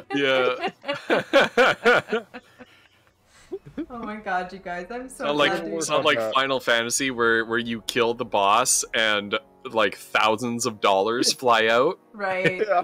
It just Where's my loot? Where's my loot Just at? It should just be pouring on the dissolves into a ground. pile of We're all cash. like, man, I can't even buy a scroll of whatever. And Ghost in the meantime is like, well, they didn't loot this room or that room or that room. Frick's sake. Anyway. Well, that was incredibly fun. Holy crap. Yes, Yeah. it was so good. What an amazing Somebody let the cat out of the bag at the beginning of the stream, but I know Wolf, you kind of talked to us about hosting, but where are you right now? Just to clear the air with chat. You don't have to do it next week But if people you're don't not stop. prepared Yeah, yet. you don't It's have fine. to. Well, you I don't have don't know to what decide I'm right now because I know doing. we're doing a crash course tomorrow. We right? are So doing you don't an have to open decide right now. course tomorrow. Yeah. Yeah. So next Why week you're though, kidding. Yeah. Next week. We'll Yeah. figure something out. Next week it'll be on Maybe- Ghosts or Flumps either this my channel or Wolf's channel. or Yeah. Wolf's this channel. It'll be on my channel or Wolf's channel, and that will purely depend on Wolf. Wolf can make Mhm. that call. Yeah. I'm happy to host. That's it. God, we are in for it next week, you guys. I know, right? Oh, crazy. Poodle has literally nothing, and Kyoto has 4 HP. I'm just getting roasted by my wife in chat. Does she? She has more than that. She's got 15. Roasting She's got me 15 with HP. openly showing me that she doesn't have a founder's badge on my channel wasn't enough. Listen, yo, it's fine. You guys, next week I'll be on location. We will be hosted from potentially Wolf's channel, which would be amazing. Heck yeah. You'll be on location in which In one is an this? actual I desert. will be in Southern California next month. You'll be in Southern so California. y'all give me So- a shout out if you want to hang. So you're going to be streaming from Shawgraz's house. From somewhere near there. That's what I'm hearing. From Shawgraz. Relatively from Shawgraz's where house. I'm near there now. The stream is coming from inside your house. Oh God. Shawgraz's stream is coming from inside it. We're all in your closet.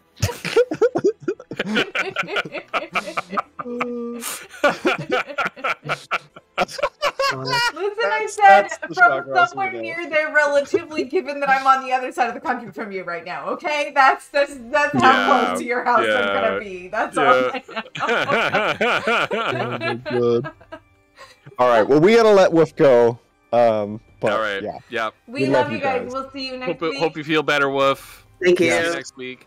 All right. Get some good rest. Bye. I've got some positivity. Ooh, Okay. I've been holding on to this one. We missed it last week, but I found this one and I thought I really like it.